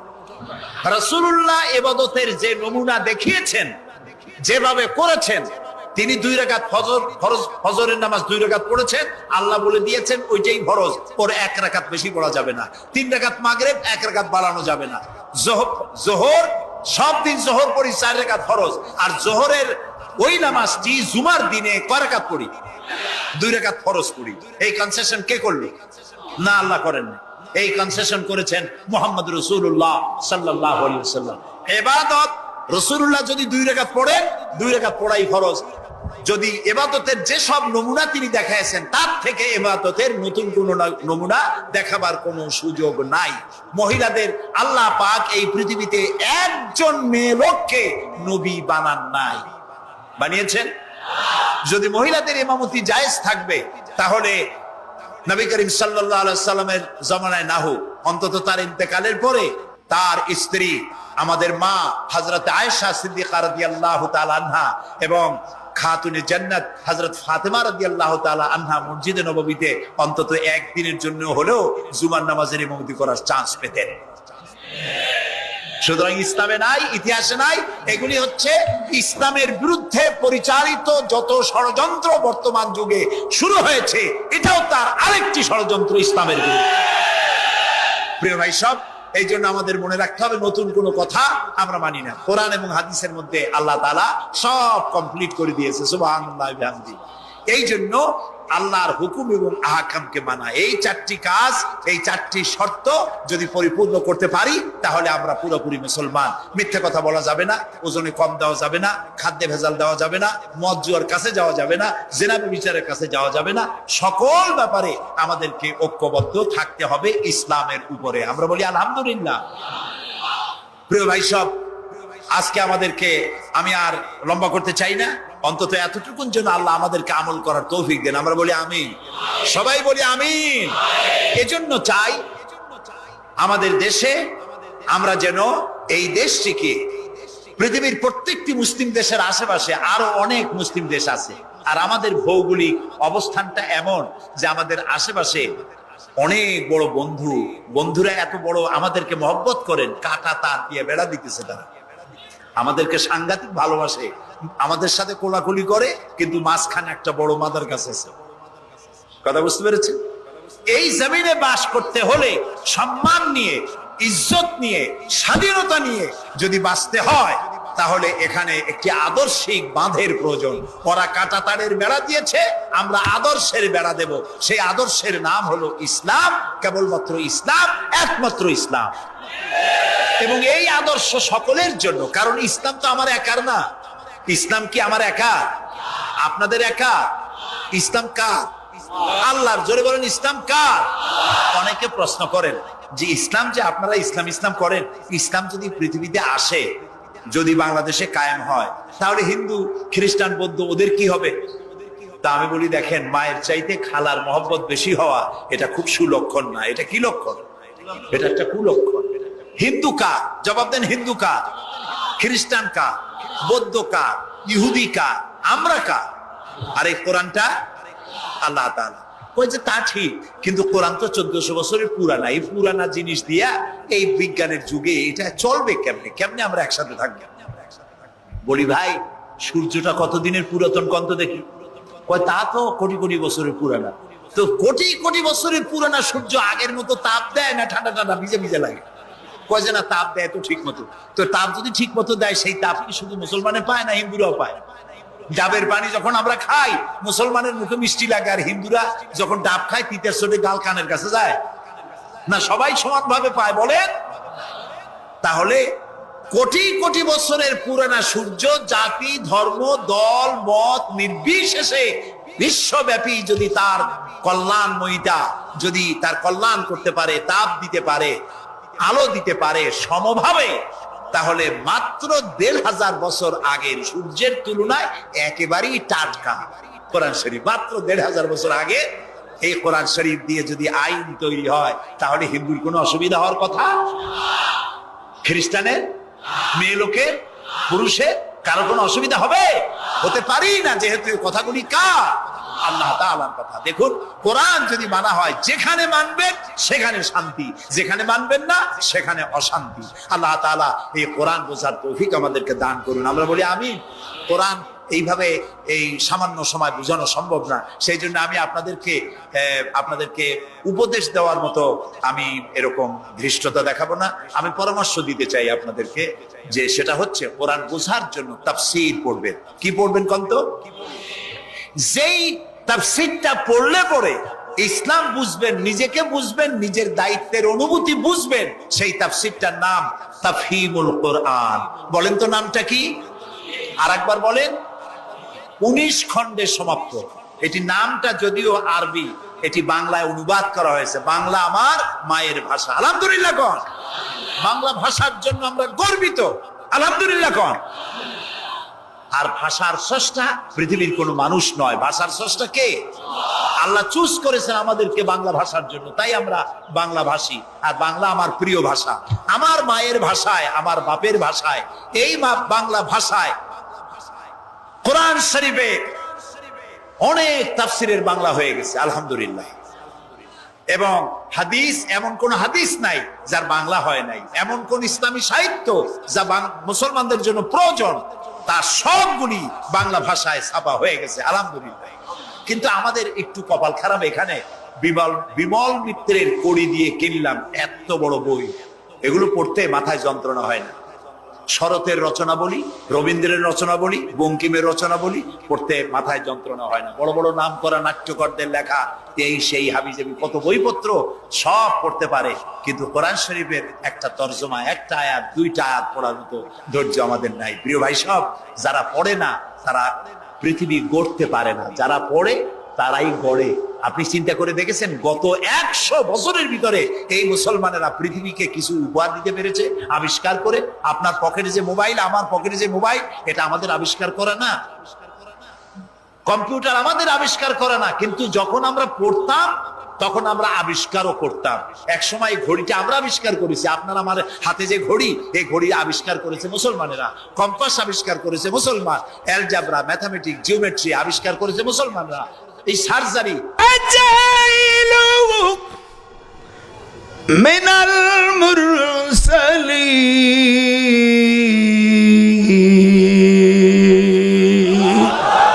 ওয়ালা তাখাফি ওয়ালা তাহজানি